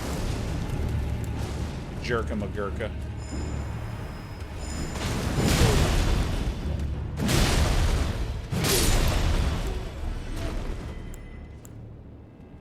I mean, I've learned more watching her play about the crafting system than I knew in 120 hours of playing. She just uses it a lot. And I think that it's kind of changed my perspective on the crafting system, which made me start to go, oh, I see. It's sort of like another tool set, in the same way that when I look at problems that I face in this game. So that guy is right over there. Here's the bridge leading back this way. So then if I head this way and look out this stone outcropping, this should be how I get access to that other little dangling bastard.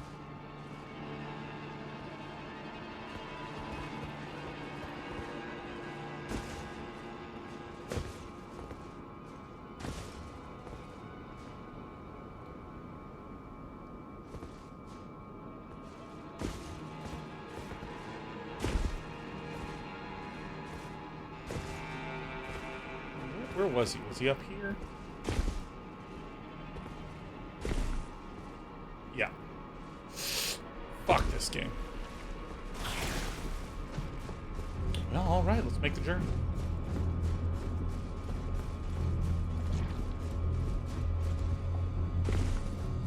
Too agile, that's right. Quickly. Embiggen.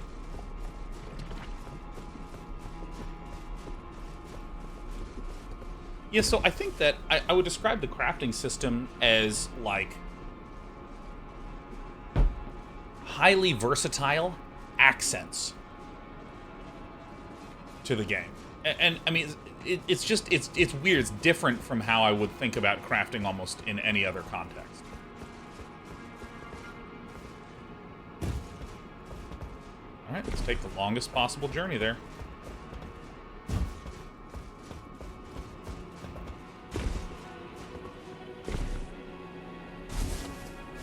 Replay the same character as you. Too early to tell. She's already using some different weapons. She's crafting like crazy. Although, she does whatever the fuck she wants. And that's very me.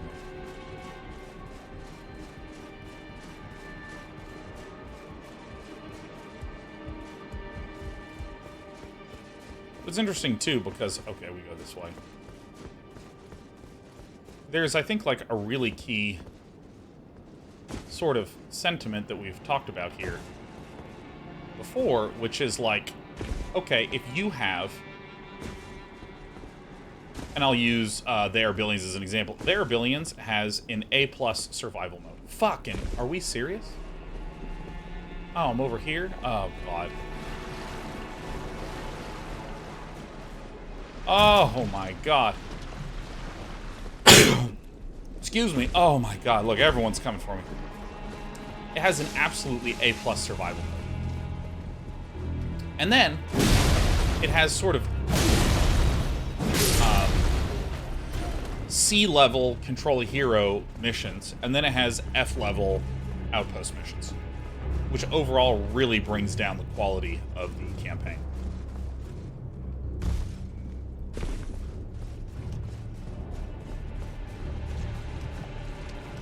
And it's one of those, like, man, if they had just cut those things, I'd be happy. Like, the game would have been better if it was just outpost missions. Excuse me, if it was just survival missions. That's it. Hey, have a good night, LaxPro20.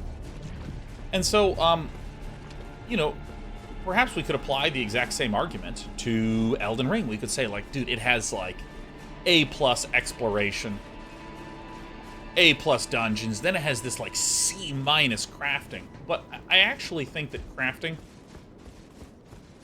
is a sort of different category of system than, you know, if, say, a level in your level-driven platformer was bad. If you have a bunch of stinker levels, everyone has to experience the stinkers. If you have something like this game, where there's just a system that seems a little bit... Actually, I could probably take a shortcut through here. It's just this mud's really hard to move through. If you have, like, a stinker crafting system, I can just ignore it, and it's actually fine. I haven't done any spell casting in any of the original Souls games. Like, literally none.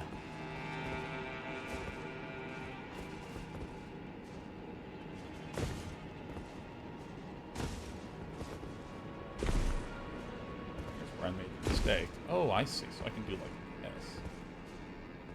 What the fuck is this tree doing here?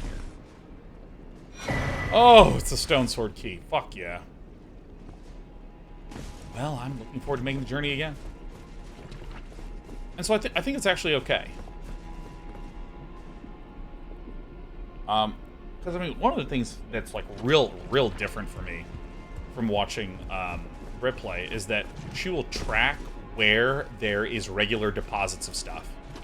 Oh, okay, so if I go to this bonfire, it's a really easy way to get access to smoldering butterflies, which I really need for my fire bombs. And I'm like, whoa, she sneaks all the time. I didn't realize how many bushes there were. I don't sneak in the slightest. I don't realize how many bushes there are, again, until I watch someone else play. So I think that, like, rather than criticize it as, oh, it's very bland, very bad. Bland is bad, and I don't like things that are bad. I'm a gamer. I like things that are good. Give me good stuff, not bad stuff, not bad, bland stuff. I'm a gamer.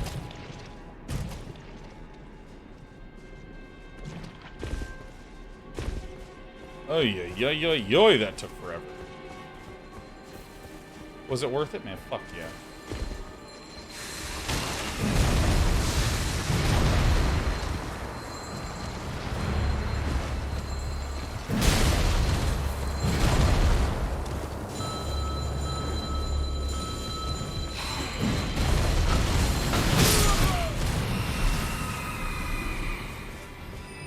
Oh wait, I forgot about something.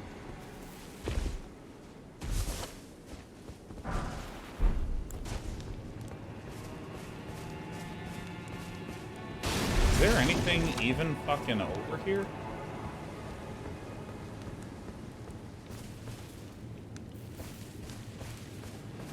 I wish it wasn't so dark. So I think that it's actually, because, like, I don't play open world games. I don't spend time thinking about open world games. And so I think that there's a lot that I misunderstand about open world games and design and stuff like that. But I do think that if you have a game where there's supposed to be lots of different ways to play through it, and lots of different opportunities and possibilities and things like this. I mean, it's almost like tautological. Like, well, if you want things to matter, you have to make things matter. And if you make anything a requirement, uh-oh.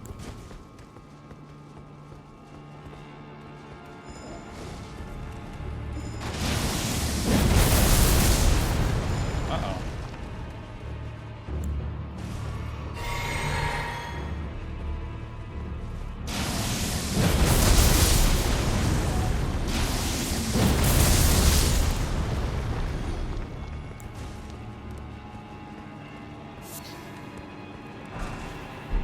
You know, there's a lot of poison here.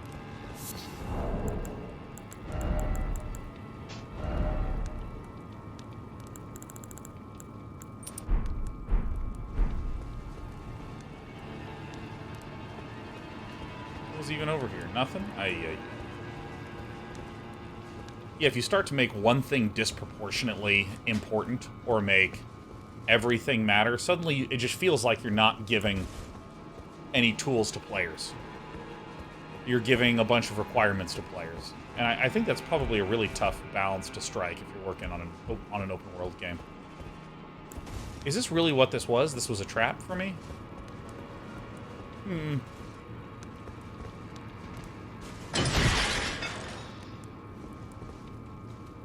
Shit. Oh yeah, that's one thing that I still haven't done, is figure out perfumes. I need to do that at some point.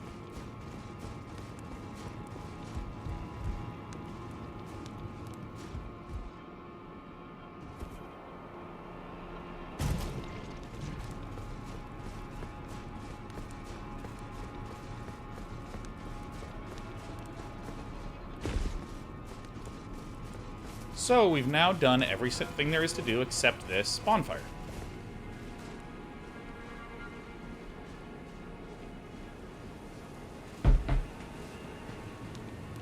Alden says, I just started Severance 3 hours ago. I'm not sure if I will sleep tonight. Or stay up all night watching it. You, dude.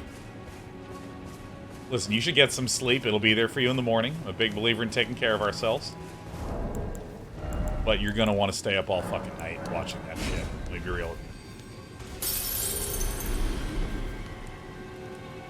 you. Alright, so I'm gonna go ahead and sit.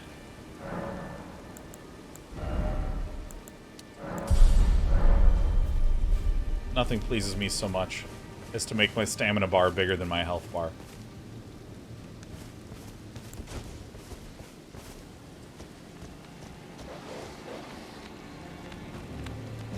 I hear the dogs. Yeah, there you are. What the? What?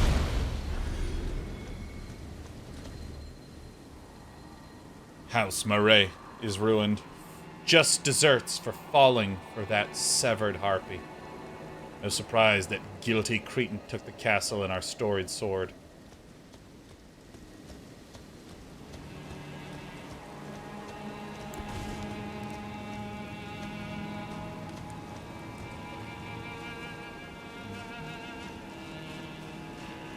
Tavo Tavoti says, does anyone know if you lose pots and perfumes and start a new game plus? I would also like to know the answer to that. Woof, woof, woof. Bam!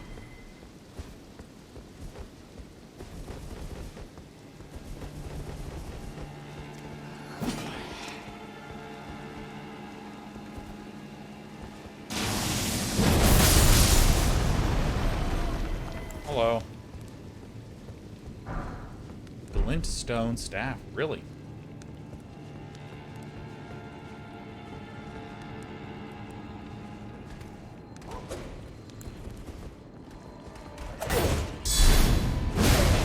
Holy, oh my god. I love the sword.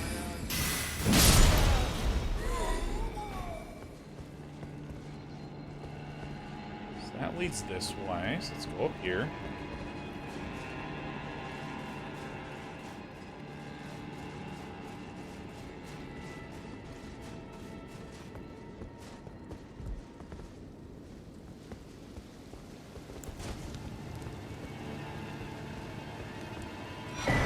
Perfumer's Cookbook 2.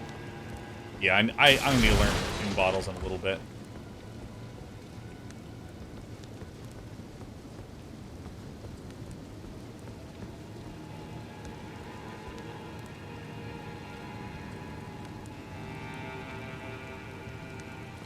Another thing that the craftables in this game does, like, way better, oops, than the previous Souls games, is that key ingredients are constantly regrabbable.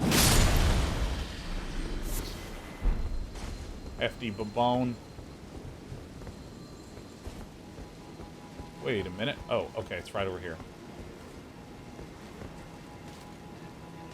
So key items are constantly, like the cracked pots, the fact that you can have like 5, it allows things like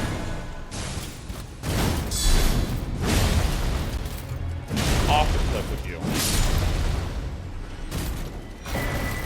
Clean rod helm, fuck yeah. Alright. Come on. Come on. Yeah! Satisfaction. Yeah, the fact that you can constantly regather and recraft things like that, I think are really awesome. Because it makes it feel less... Oh my god, like... Dude, pine resin? I don't know if this ever happened to you when you would, like, use pine resin. Pine resin in Dark Souls 1 is an item that you can use to apply damage, like bonus magical damage to your weapon. I think specifically it was lightning damage, but it doesn't really matter. So you get your pine resin, you'd apply it, you'd walk in there, and you'd get one shot by the boss. Oh, hi. And that was it. No more pine resin for you. I mean, like, you're literally out of pine resin now. Hi. Dude, two-shotting these. You know, or you'd have, like, fire bombs in Dark Souls 1, and you just had 10.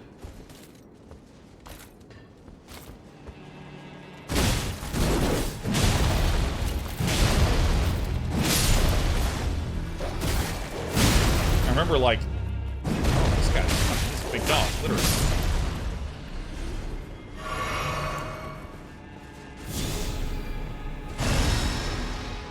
I remember you'd just wind up in these situations where you'd, like, use your fire bombs, killing a thing, you get, like, 80% there, you'd die, and you'd be like, alright, well, I don't have any fire bombs. This is the game. It's just, like, so painful. So I think that the way this game structures it, I think it's just really, really nice. Is this where I came from? I think it is.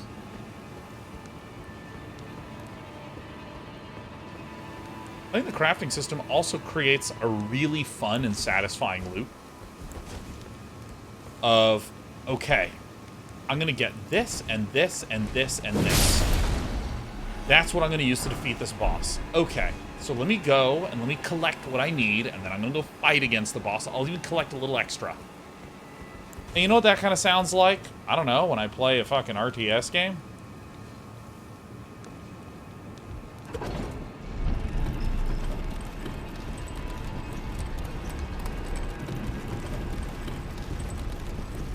You know, where it's just like, I go through and I build this, and I go there and I do that, and I prepare this, and I build the defenses there, and then that way, I can attack with a bunch of cool shit. Yeah.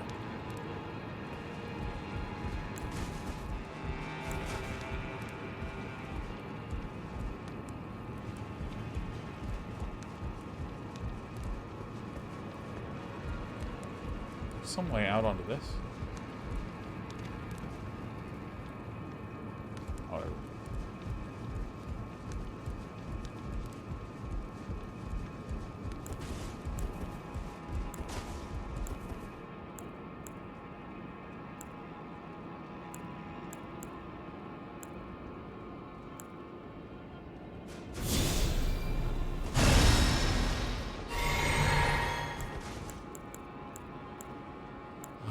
Can't do the... You know what? I'm sure I'll do this. Alright, here we go.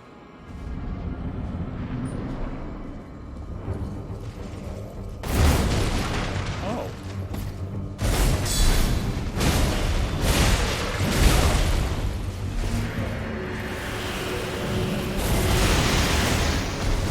Holy shit.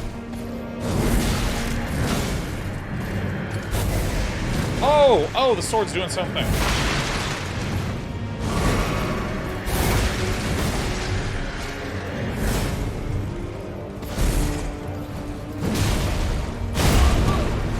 Alright, I will not use my R2 anymore. Oh god, man.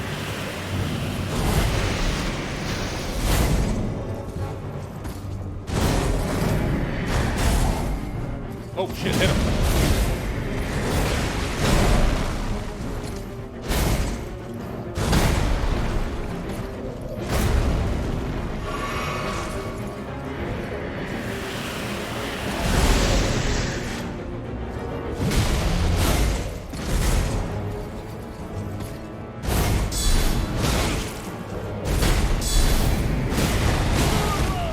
Might be dead.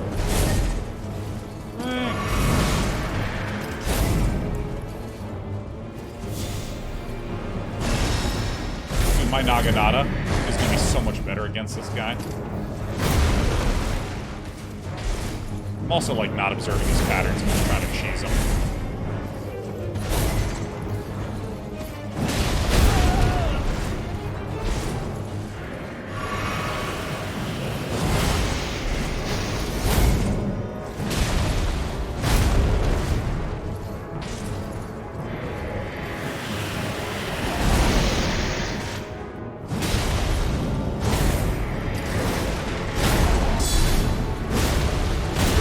Oh, I thought I rolled.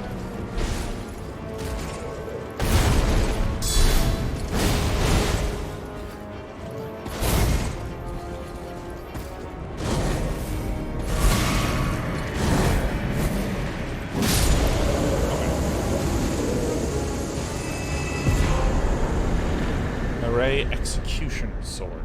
Oh. Oh. Hell yeah.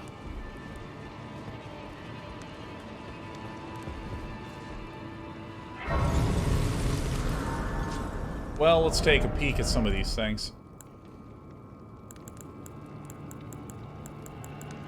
Where is this Briar sword?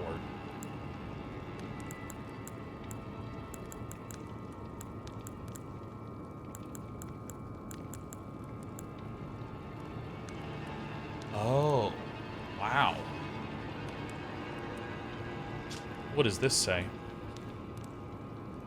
Storied Sword of House Murray, the family of executioners who presided over the Shaded Castle, one of the legendary armaments.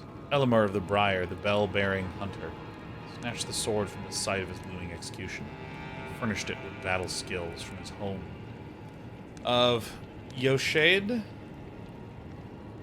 Yoshade? Yochade? Something like that? Oof! I mean, I just think I'm never gonna have the arcane scaling for that. Where is this Briar Great Shield? Is this it? Nice. It is. Strictly worse than everything that I have, and causes blood loss buildup. Fuck yeah.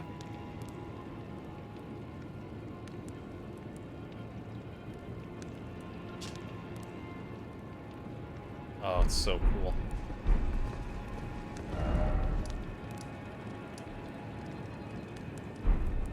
Castellan's Hall, huh? Do I have that much? I mean, this might actually be perfect.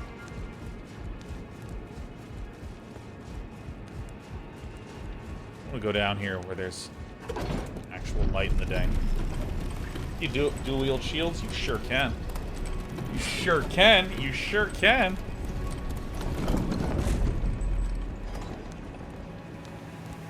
If there's any little paths that I missed. I don't think there are up here. This castle's just not that big. But it was really satisfying. Oh, look, there's a big fire here. I see, huh?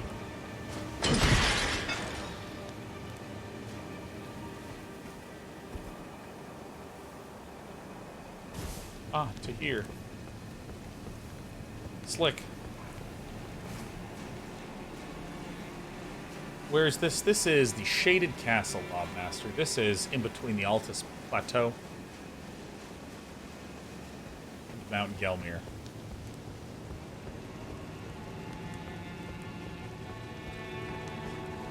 Beautiful. Absolutely beautiful.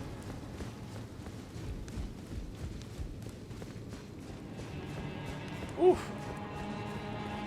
That was some good shit.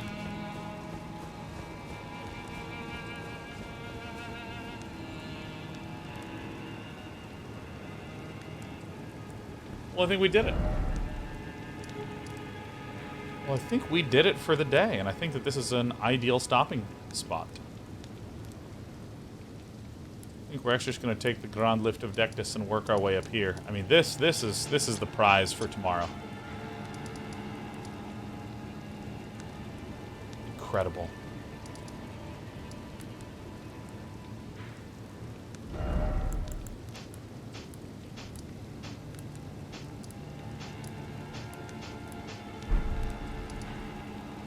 Incredible. Oh, man. I actually think this game's so cool.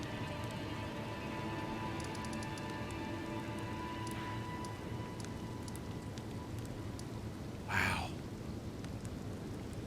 Holiday Studio says, but Sean Senpai, I just resubbed and got here. Well, yeah, sure. I'll hang for a little bit longer. If there's any pressing questions, I'd be happy to talk about them. While we just do some cleanup. You know, there's something that I still haven't done. Kind of ever. Just finish up on these. I just learned that they're invisible scarabs. Tomorrow, 1 p.m. Yeah, tomorrow, Thursday, Friday. And then Wednesday, we're going to do a little bit of Timberborn, which I saw. I can't remember who said this, but they were just like, Sean, that game is so up your alley.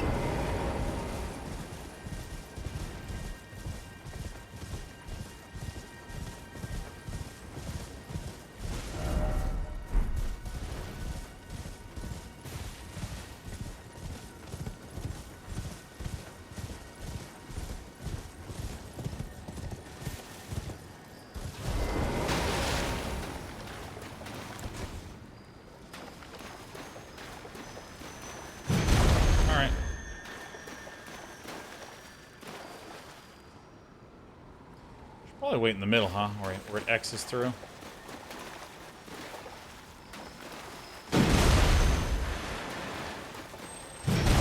What?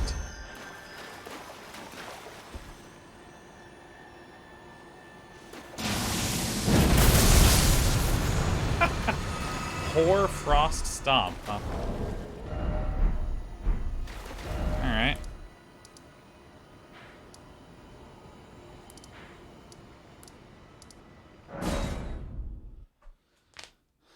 Sir Crumple says, you demand. Thanks, Sir Crumple. Hey, 70%, Sir Crumple, 70%.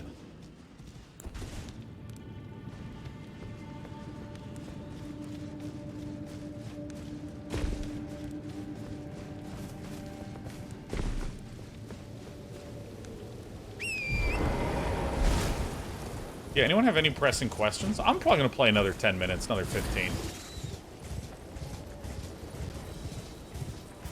Sean finish this game? Are there any main bosses left? Yeah, I think I've only done 3 of the 6 bosses. As far as I can tell, I think I'm maybe 60% done.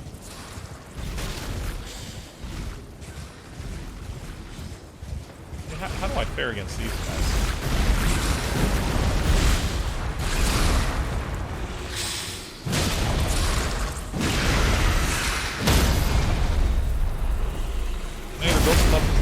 Int Dex is what? 4,800. Oh my god. Scutagium says, I have a pressing question. This isn't to feed your ego, but like, why are you so awesome? Well, Scutagium, we'll answer your question with earnestness. We'll take that question on because I'm a monument to vanity. I don't know. There's days when I feel awesome. There's days when I don't. You know, I think the... Okay, stamp sweet. Alright, cool. Let's remove this. I think one of the miracles of being a human is that you can feel like absolute garbage. Be thinking absolutely hateful things. And conduct yourself in a thoughtful way. And I think that I spend a good amount of time reflecting on... Oh, wait, I don't think I ever went back here.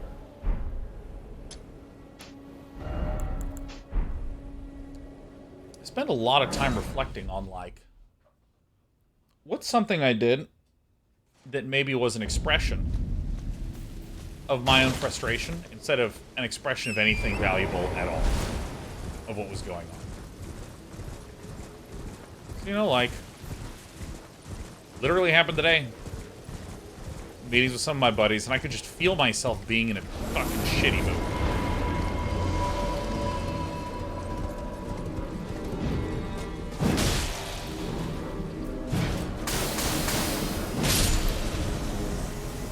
Feel myself being in a crummy mood. And I was being crummy to my friends, and I was like, guys, I'm just gonna get off.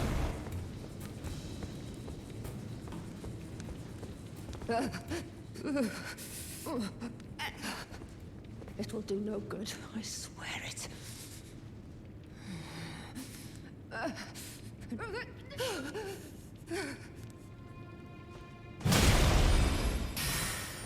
My death would only be temporary.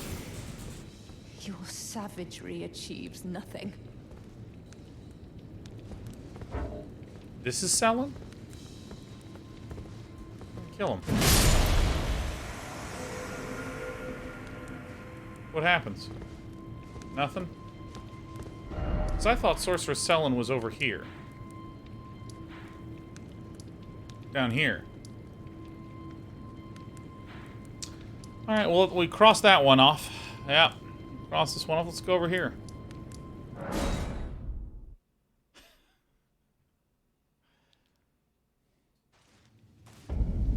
Super, really vicious, really savage.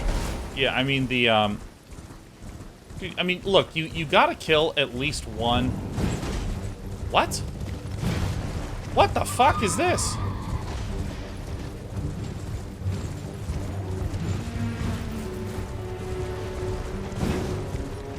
What?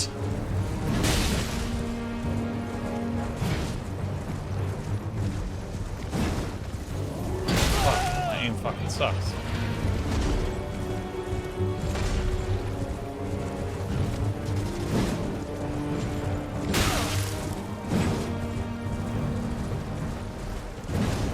Fuck, I just can't aim with this shit.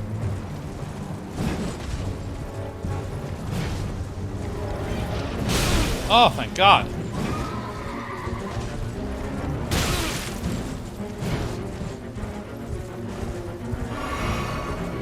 Merchant is like, by the way, if you want to do any business, I would be really grateful.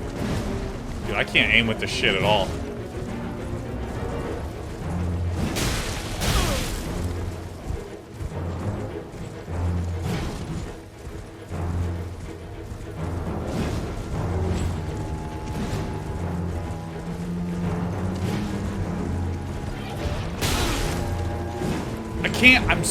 I'm never gonna win. I can't get him.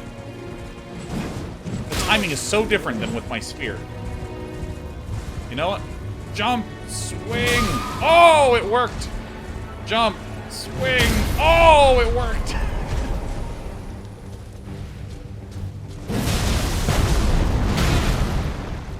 Oh.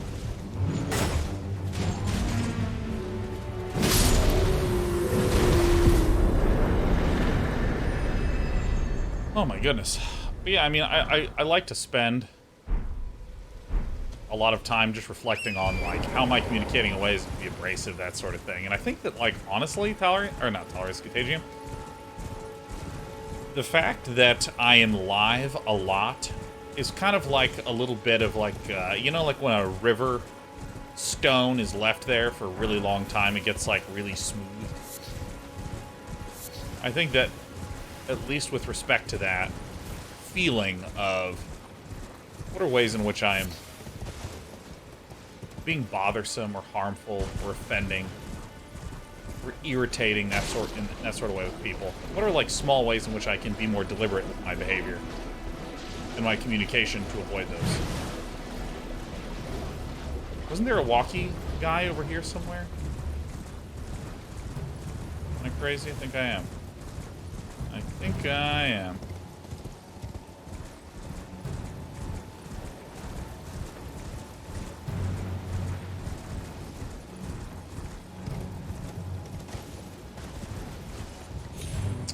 I don't know, I mean, I feel, like, not awesome about myself and how I behave all the time. Like, constantly. Such Castle Morn, a lone hero fights for his vengeance, only to fall at the hand of Lord Godfrey. So good.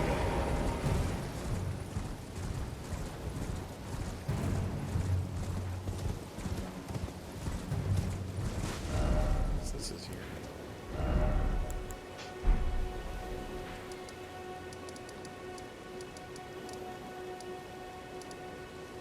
That's right, there's one over here.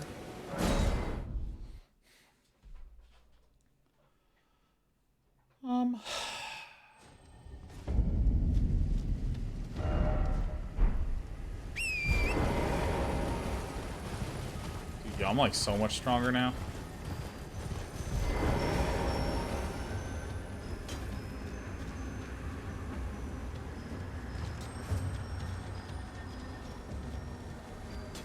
Where's this little bastard going? It's going way over here. Boy.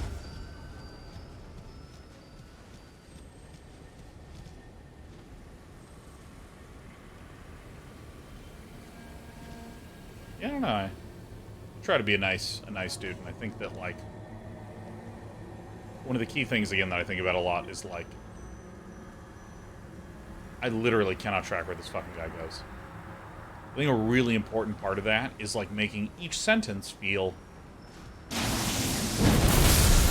Gotcha. Flame of the Red Mains. Making each sentence feel pleasant. I think that's, like, a really important thing.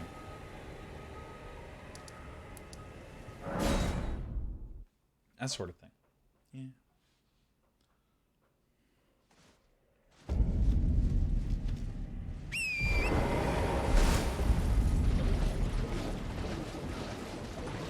I don't know, I'll be honest. I've been in a pretty bad mood today.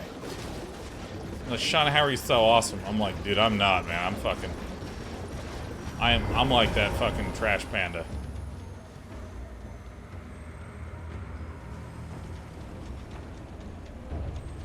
I don't look at that actual war you just picked up. I'll do it in a sec.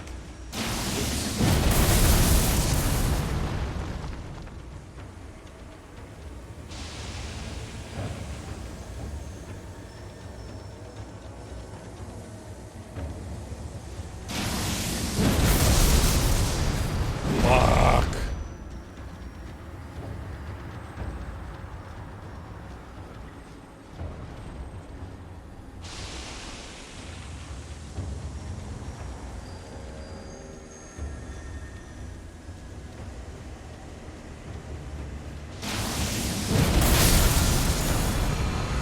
Poison armament.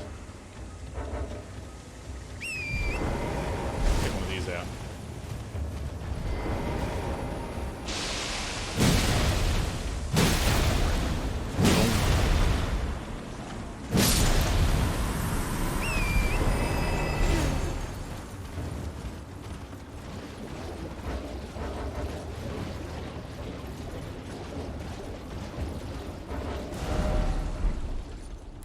Let's see, we figured out that one. I don't think there's one there.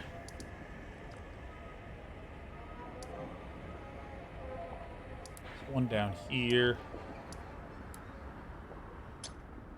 I think I can move that one or what that one is. I'll go investigate this one. Pretty sure it's not there. Mr. Stick says, ouch, sorry, having a rough day. I despise chemical balance is putting me in a bad mood for no reason. Yeah, I mean... I think one thing that I struggle with a lot, and probably will struggle with forevermore.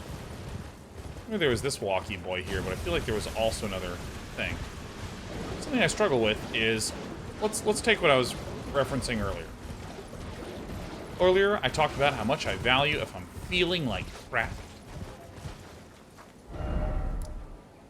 Just communicating in a way that... Well, let me just put one of these here to remind myself.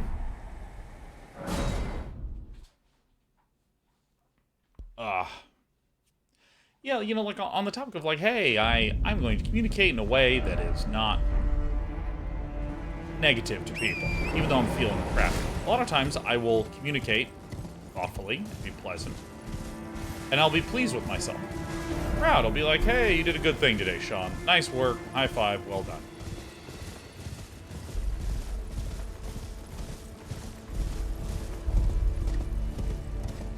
But it's, like, so easy to conflate the fact that I am pleased with and proud of how I behave versus, like, was I actually?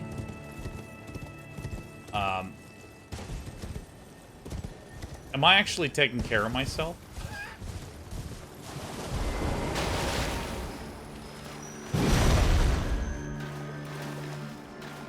Like, Yeah, I made everyone else happy by not snapping or being snippy or any of that sort of stuff.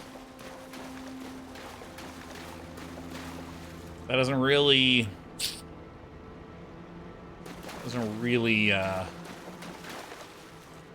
address the issue.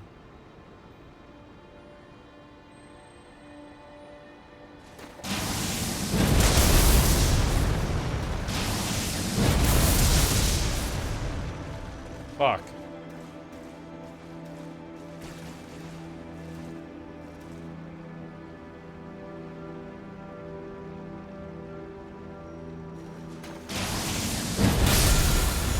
The aim.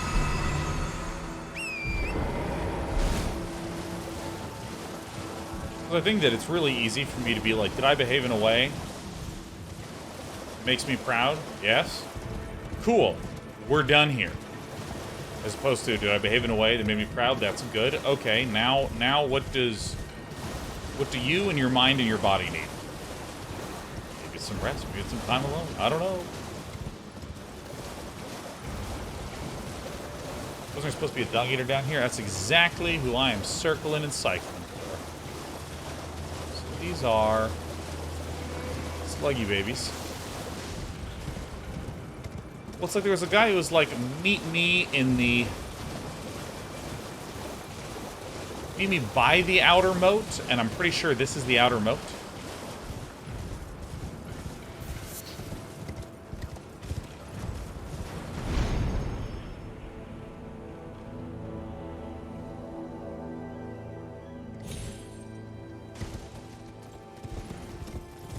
TJ Dossier says, I've wondered about that as well.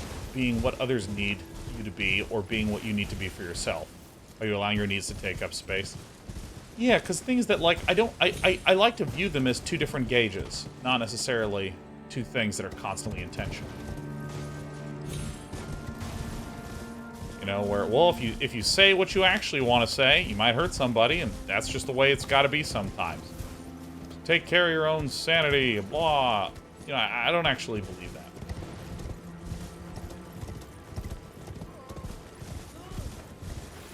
I don't see a dung eater. But I think it's very easy to do one and not do the other.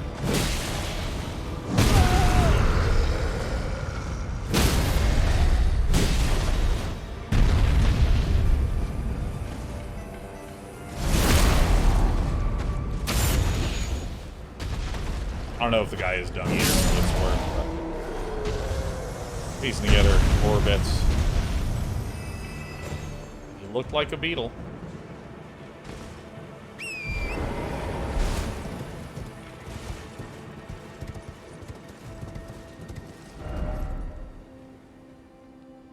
Could mean anywhere around here as well.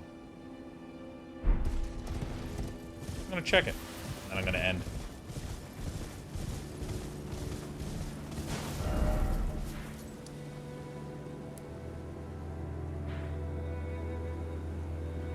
Yeah, that was a reminder for myself, so then I'm gonna really check out these ashes. I'm literally just gonna take melatonin when I'm done with this and just go to bed. Fuck today.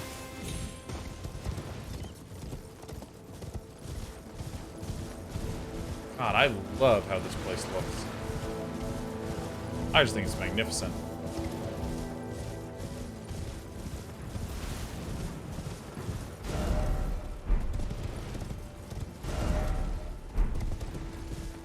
Alright, let's check up here. Do we see any dung babies? Any ones all hung with the dung?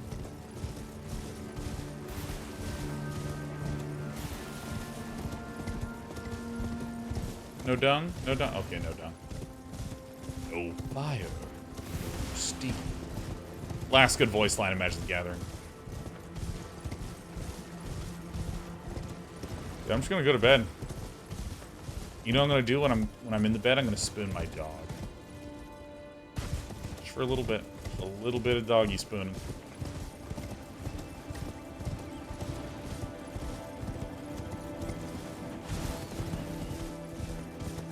What's a dung eater? Dung eater is a reference of something that was in the Opening cinematic, and there was this dungy boy that I met who was like, meet me by the outer moat. Blah. Is that him? Oh, fuck. Is it you? Fuck yeah. No, it's not. Oh, shit. What the fuck? Wait, what the fuck? I will kill you and devour your corpse. Look, let's go, Crab. Let's go, Crab. Let's go, Crab. All right, Crab. All right, Crab. All right, Crab.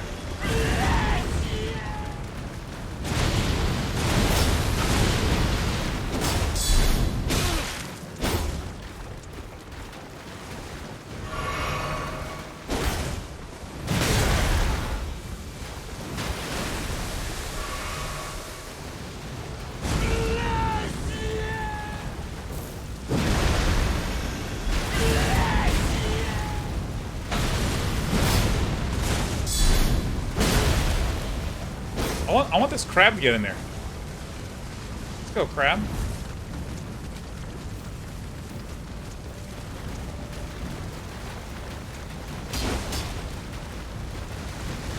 Yeah, come on. Come on, you got him. You got it. You got it.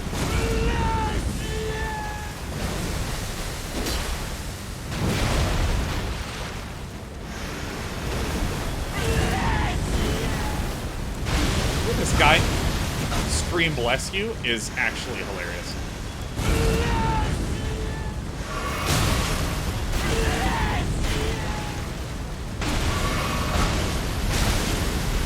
Fuck.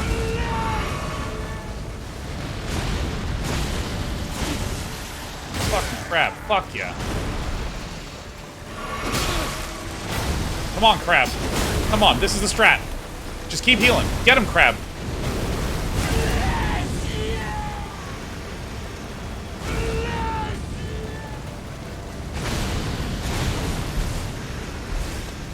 Get him, crab.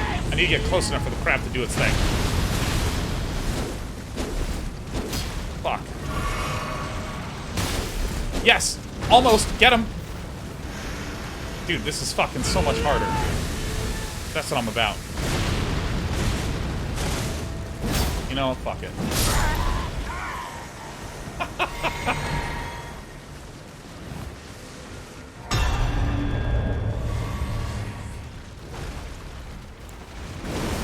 Fuck, this crab wants his just desserts now.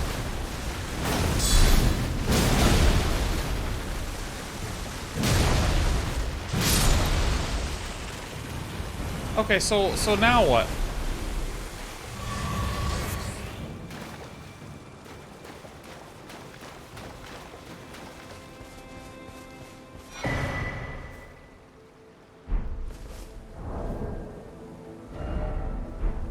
Is that like a key item?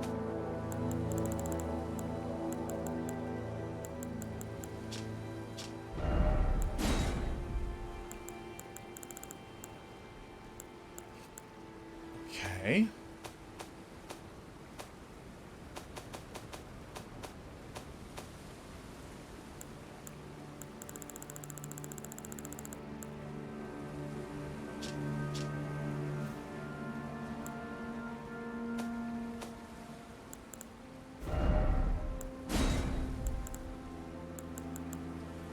What is this thing? Fashioned from a giant's backbone, the spines along each side of the blade have been tapered to a fine point and mete out wounds like a lopsided saw blade. Milo's was undersized for a giant and was viewed as sullied and terribly grotesque.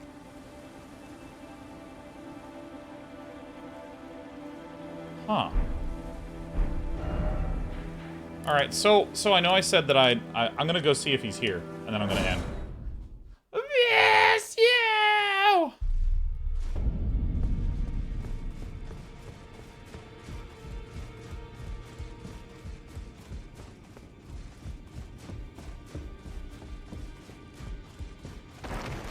Yo, what up, dude? There you are. You warded off my blessing, despite the curse stirring within you. No one has succeeded in that before. How? I thought. Then it hit me. A giant crab. You are, in fact, Me. And I am the Dung Eater. It is my flesh that must receive the blessing. Give me your blessing. Defile my flesh with the seedbed curse again and again. Until it is done. Until a cursed ring coalesces that may one day defile order itself. Countless I have killed. And countless I have defiled. This is when cosplaying goes too far. Will be born. So if you look at his chest, he has that... And they'll bear thousands of cursed children. His chest piece is the golden sun on the golden-headed A few of those dot just person. like me. And they're the rotten fools. Okay. My corporeal flesh lies in a sewer jail beneath the capital. Give it your blessing. Defile my flesh with the seedbed curse until a curse ring coalesces. So I need a... My corp, give it your blessing until a curse ring coalesces. What?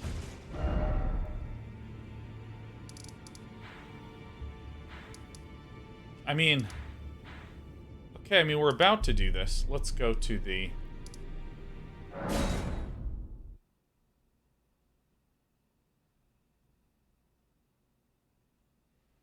Okay.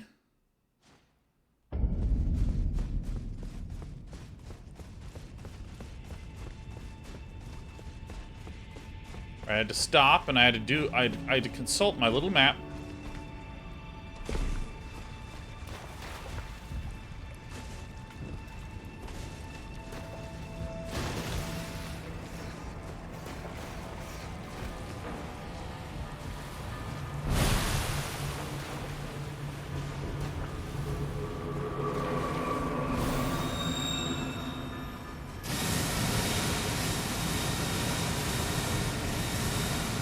I mean, I'm real curious. Ooh, I'm spooky curious right now.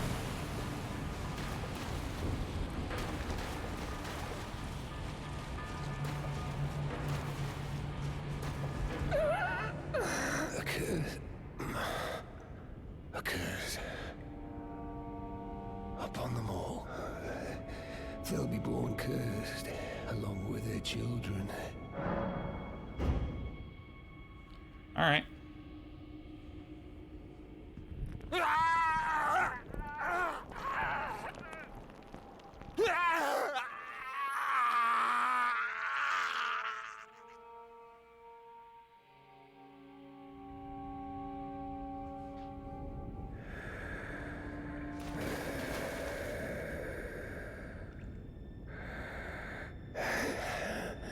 Curse you, Golden Order. One day. Oh, his shackle is the Golden Order. It was coming.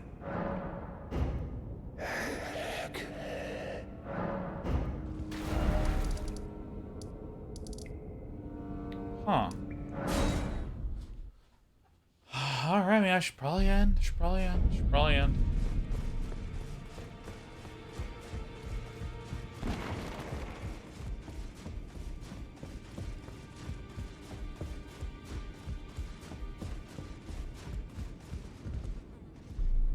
This is the game.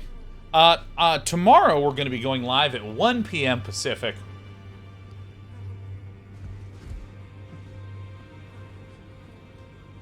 All right, let me do one more check.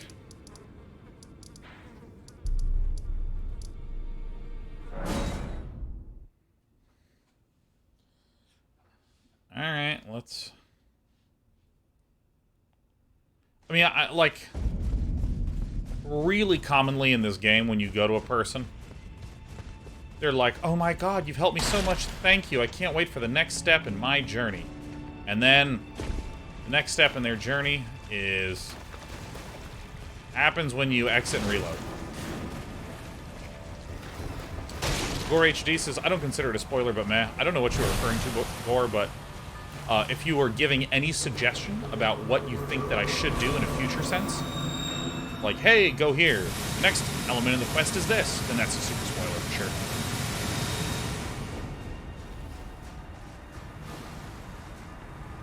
Oh, shoot. Alright, well, he's still fucking here.